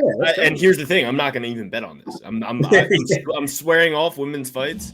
I'll keep it in the perfect parlay. I'll keep a perfect parlay intact of all women's fights, but I'm also going to do the men's one that I've been alluding to for weeks. I don't know. I'm very disenchanted by the skill level in the women's fights, and it's really driving me up a wall. So I'm done. I'm swearing it off. I'm only doing it for the perfect parlay, and that's all. All right. Well, now we get to the main card. So now we get to the 1, 2, 3, 4, 5 fights that we're all gonna be there to see, right? The ones that we really like. And to start off the main card, we got a favorite of this podcast. Neil Magny Matters. He's taking on Daniel Rodriguez, 17-2 D-Rod versus 20-6-9 Neil Magny. You got blood in, blood out. You win a close one, you're going to lose a close one, in my estimation. I think D-Rod's getting turned around too quick. I don't know. I mean, what does he think? Neil Magny's long like Kevin Holland? Is that what he's thinking? Maybe this will be a similar kind of thing. You're preparing for Kevin Holland. You get Li Jingliang. Then you get put up with a backpack like Neil Magny coming off a loss. Let me break it down to you. The Haitian sensation, he might be 35, but so is Daniel Rodriguez, my friends. Daniel Rodriguez took the Kevin Holland fight on short notice and wasn't even able to make the 170 pounds, had to weigh in at 180, ended up fighting Li Jingliang in a fight that a lot of people think he lost. Now, you're going to tell me his 10th Planet Jiu-Jitsu is going to stack up against a wrestling backpack like Neil Magny, a technical fundamentalist like Neil Magny? I don't think so. I'm taking Neil all day fucking long. He's got a 6-inch reach advantage. He's going to be 2 inches taller. He's coming off that loss to Shavkat, a fight he should have never had to take. Before that, he racks up wins against Jeff Neal. I think Jeff Neal's more dangerous than D-Rod. He racks up a win against Max Griffin. Yeah, he lost to Chiesa, but Rodriguez, Chiesa is not. And I think Neil still thinks he's going to win a world title, even though he's 35. He still is in it to fucking compete. He trains with champions, Elevation Fight Team, Alistair Overeem, Curtis Blades, fucking Corey Sandhagen. Name your fucking fighter. Everybody trains the Elevation Fight Team. I love it. I love this matchup for Neil, and I love that they're giving me pick 'em odds. Give me Neil Magny. Bet Rodriguez, though, so I can get him at underdog odds. Let me get Neil at plus 160. That's what I'd like for this one. But realistically, pick 'em is fine by me. Neil should be the favorite. He is the favorite. It's minus 120 right now. I'm taking Neil all day and all night. He takes Daniel Rodriguez down when he wants and wins a decision. Neil Magny by decision. He's not knocking him out. Yeah, totally agree. I think, Neil Magny is the deserving favorite. Neil Magny Matters. But a much higher favorite. He should be minus 160. He should be minus 200.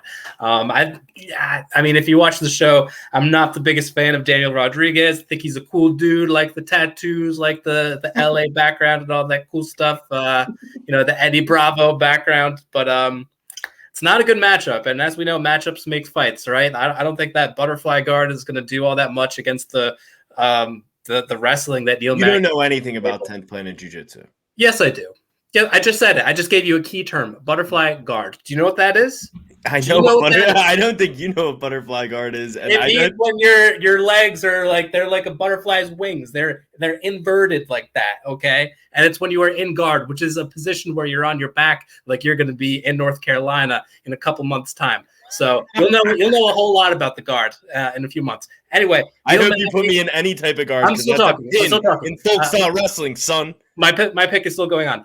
Neil Magny is going to get everything that he wants out of this fight. He's going to be piecing him up with the jab. He's going to be doing some grappling up against the cage, tossing him around on the mat, up against the cage, wherever he wants. I see Neil Magny winning by decision. Daniel Rodriguez doesn't really have the firepower to keep him off him. Only a couple of knockouts here and there, one against Preston Parsons. So I think everything adds up for Neil Magny here. Dan, if you knew a lick about jiu-jitsu, you would know that Marcelo Garcia has one of the most predominant butterfly guards. Luke's sensei, in fact. So if you're talking 10th planet, if you want to sound smart, let me just give this to you, brother. It's hover guard, rubber guard. That's the most probably predominant thing. Anybody who knows 10th planet, you see somebody get somebody in rubber guard, that's what you do. Butterfly guard, I don't know what you mean by this, but hey, I'll give it to you. I'm also going with the Haitian sensation. He beat Jing Li Jiang handily. Daniel Rodriguez had a hard time. Yes, it was on short notice. Yes, this, yes, that. But you look at a guy like Neil Magny, and Luke alluded to some of his losses, but, Santiago Ponzinibbio, Rafael dos Anjos, Lorenz Larkin, Damian Maia. These are all guys who have been namesakes in the top 10 for the years Neil Magny has been in the UFC. He's been in the UFC since 2013, gentlemen. 2013. He's almost been in this game for 10 years. He's going to go out there. He's going to absolutely destroy Daniel Rodriguez. He can go out on Cowboys Ranch and do all the mushrooms he wants. It won't be enough. Indeed. Next up, we got Brandon Royval versus Oscar Askarov. That was Triple P certified. Neil Magny matters. Shout out, Chill. Luke, what do you got for the Raw Dog versus Oscar Askarov? So wait, Dan took Rodriguez? No. Triple P certified. I just said that. Oh, okay. So we should be certified. Yeah, you know where I'm going with this one, guys. It's the Raw Dog all day. Askar is a great winner of minutes. He's a great point fighter. He's a really great wrestler, right? But Brandon Royval is the better striker. And Brandon Royval, if he gets taken down, welcome to hell, Askar Askarov. He's going to fucking be scrambling like a madman. He's going to be doing everything he can to get back to his feet. He's got a 3.5-inch reach advantage, guys. Everybody's favoring Askarov here. To me, you only pick the Raw Dog in an underdog spot. And the fact that he is who he is shows in the line. He's plus 160. Against a guy like Askar Askarov, you show me a Russian against a guy who accepts guards sometimes, that Russian's going to be favored all day long. But in this division, the flyweight division, 125, he's going to fucking be doing everything he can to scramble, to create situations to get up. Now, as I'm saying this, I'm kind of having visions of his arm getting dislocated against Moreno, a Mexican. I'm kind of having visions of Pantoja submitting him. I'm kind of having visions of Casey Kenny riding him in the LFA. Yeah, I'm kind of having these visions, actually. And I'm thinking, I love Raw Dog. I love him a lot. But maybe what I'm missing here is that we're actually getting Askar at some pretty fucking great odds. I mean, that fight 5 months ago with Kai Kara probably fucking weighs on him. You know what I mean? And it was a close fight. A lot of people thought maybe he won. I thought Kai Kara won, but it's like maybe some people thought he won.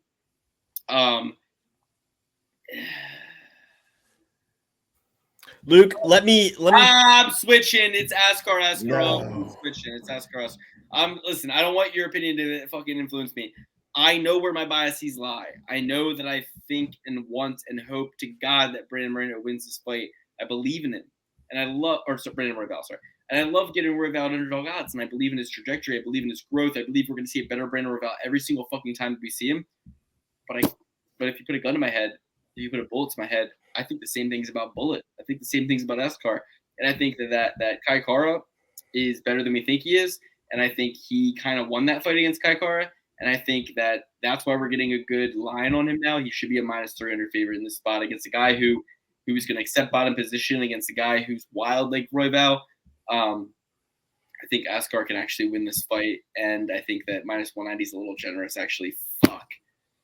Talk to me next week, but I'm gonna fucking definitely for right now. I'm gonna do Askarov, and I don't want to. I don't want him to win, but I'm gonna have to pick him. It'll provide a good opportunity. Third fight from the top, if my parlays are still intact, on Royval to at least break even.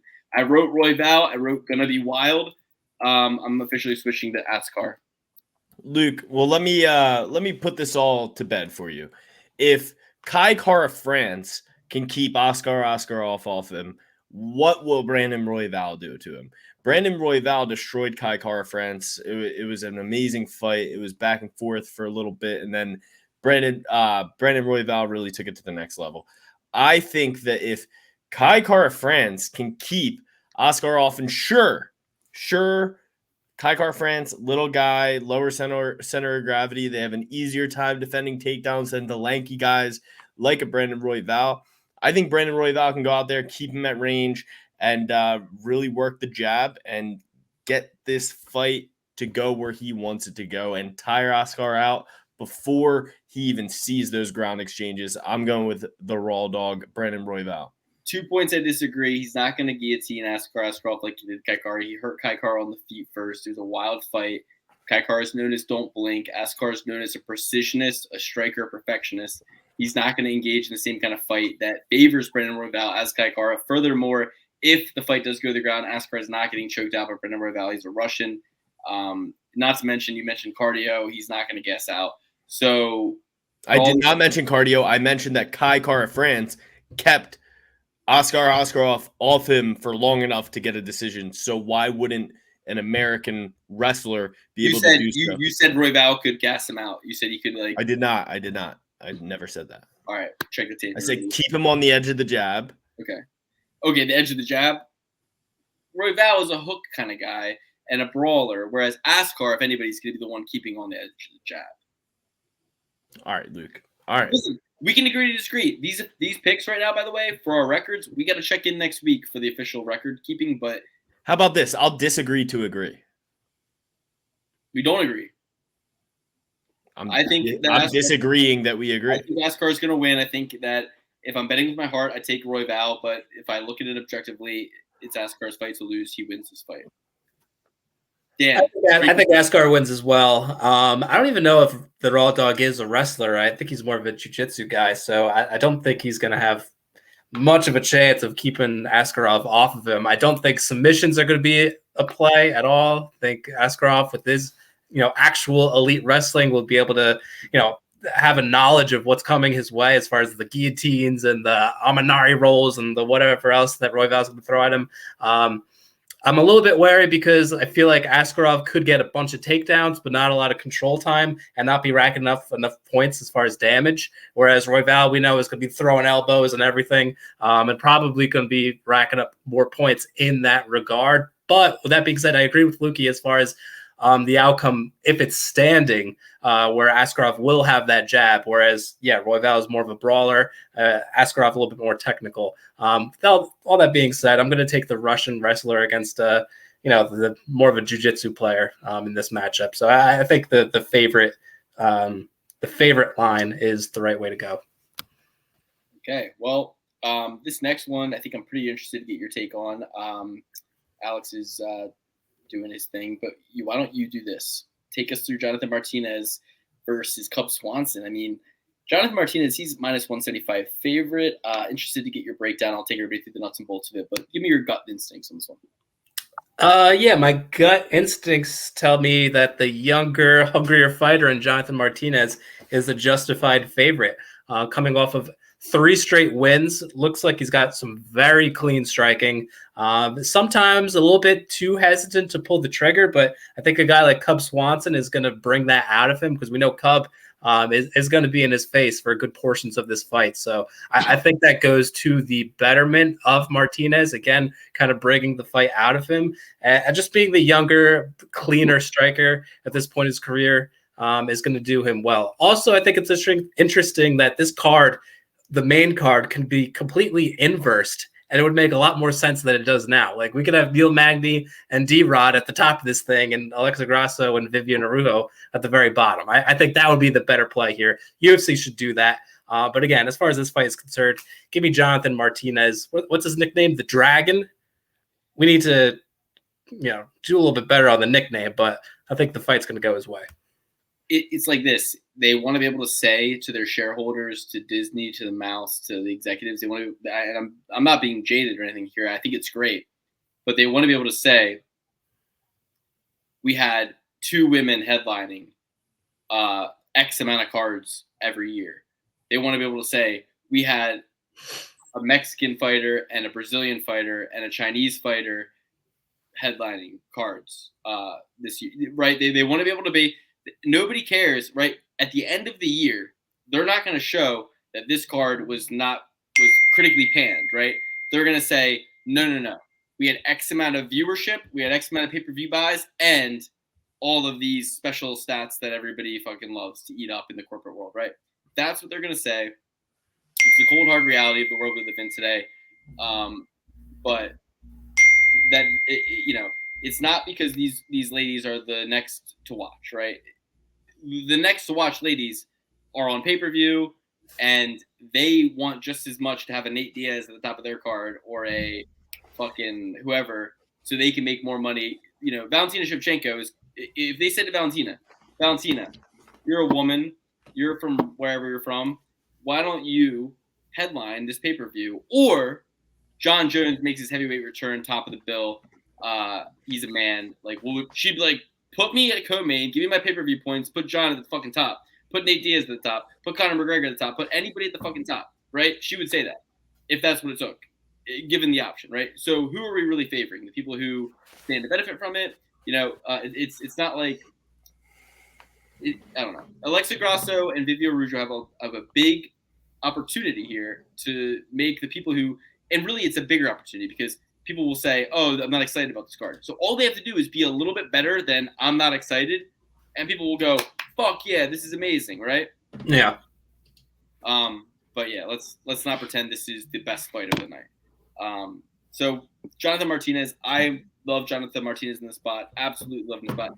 But let's not pretend that Davey Grant didn't put him on notice. Davey Grant is a fucking killer. But, dude, Cub Swanson's so hard to read, right? An old guy got injured outside of competition. Oh, we got 3 fights left to break down, by the way. I forgot, but this is not the co-main event. But, yeah, Cub Swanson, right? A guy who you want to be able to kill your darlings, 38 years old, 10 years older than Jonathan Martinez. He's going to come in there. Jackson Wink, a relic, right? He lost to Giga. I called that in spades. I think Alex took fucking club like a dumbass. But either way, Kron Gracie. You would have thought that Kron Gracie would fucking kill Cub Swanson coming in there, young, against a 36-year-old 145-pounder, right? But then Cub Swanson, same guy. He takes Shane Burgos to a split decision. Same, he gets fucked up by Giga, but he took the fight. Main event, Darren Elkins, right? A fight that, again, Darren Elkins, a guy who you're like, yeah, war-torn, washed. But then he has a great performance, and then he has a shitty performance, right? Cub Swanson mopped Darren Elkins. Absolutely made it a fucking bludgeoning, no contest, fucking wash.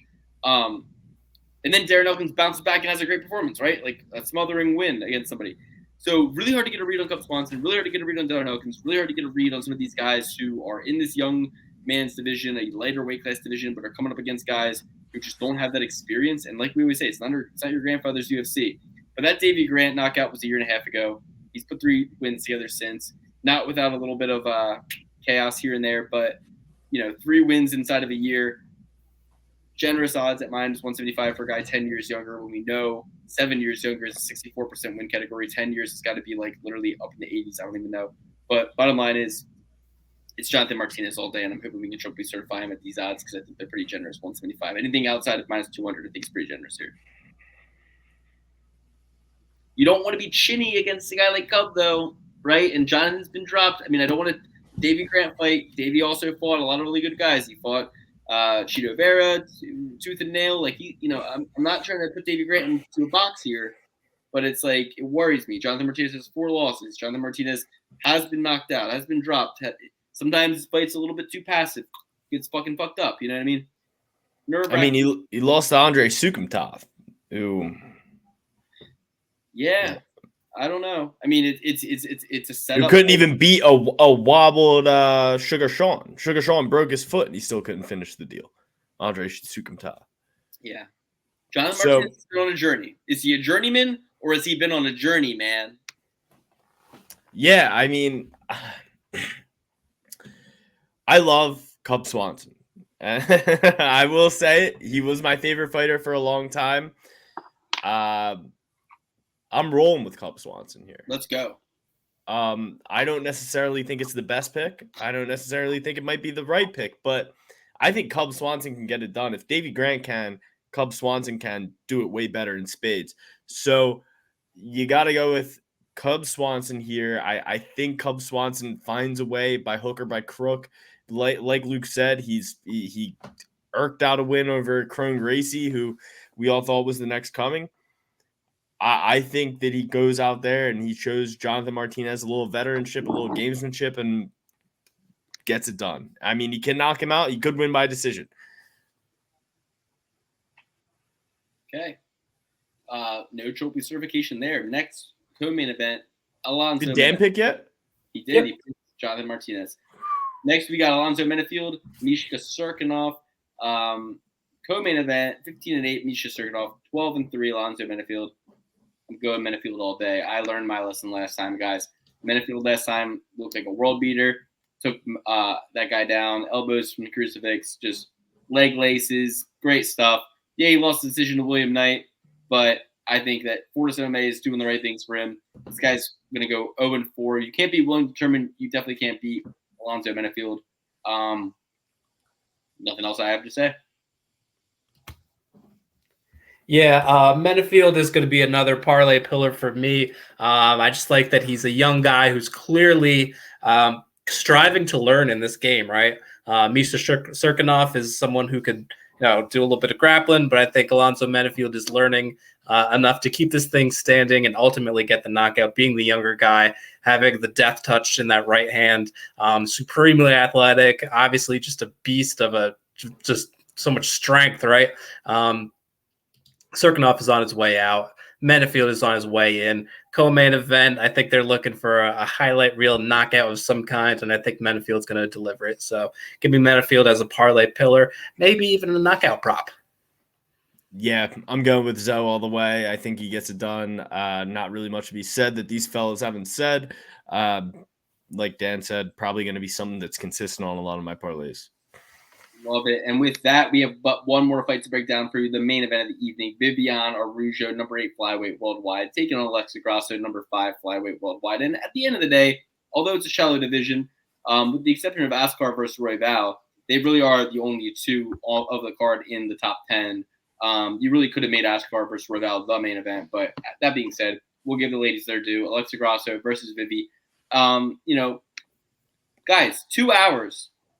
Main card and prelims on a break week. What other channel is doing that for you? Hit the like button, hit the subscribe button. Make sure that you're fucking tuning in. Make sure you're giving a comment. Even if the comment says "fuck you, Luke," I don't care.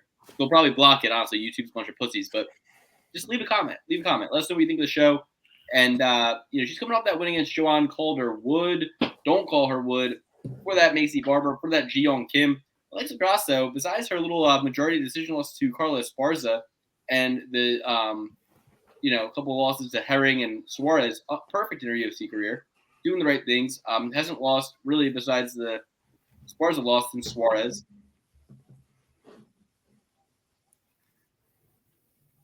Okay. So I'm gonna. I mean, like, what else? So you want me to take down Araujo too, real quick for you guys? Give you a little. I'm just saying, Vivi.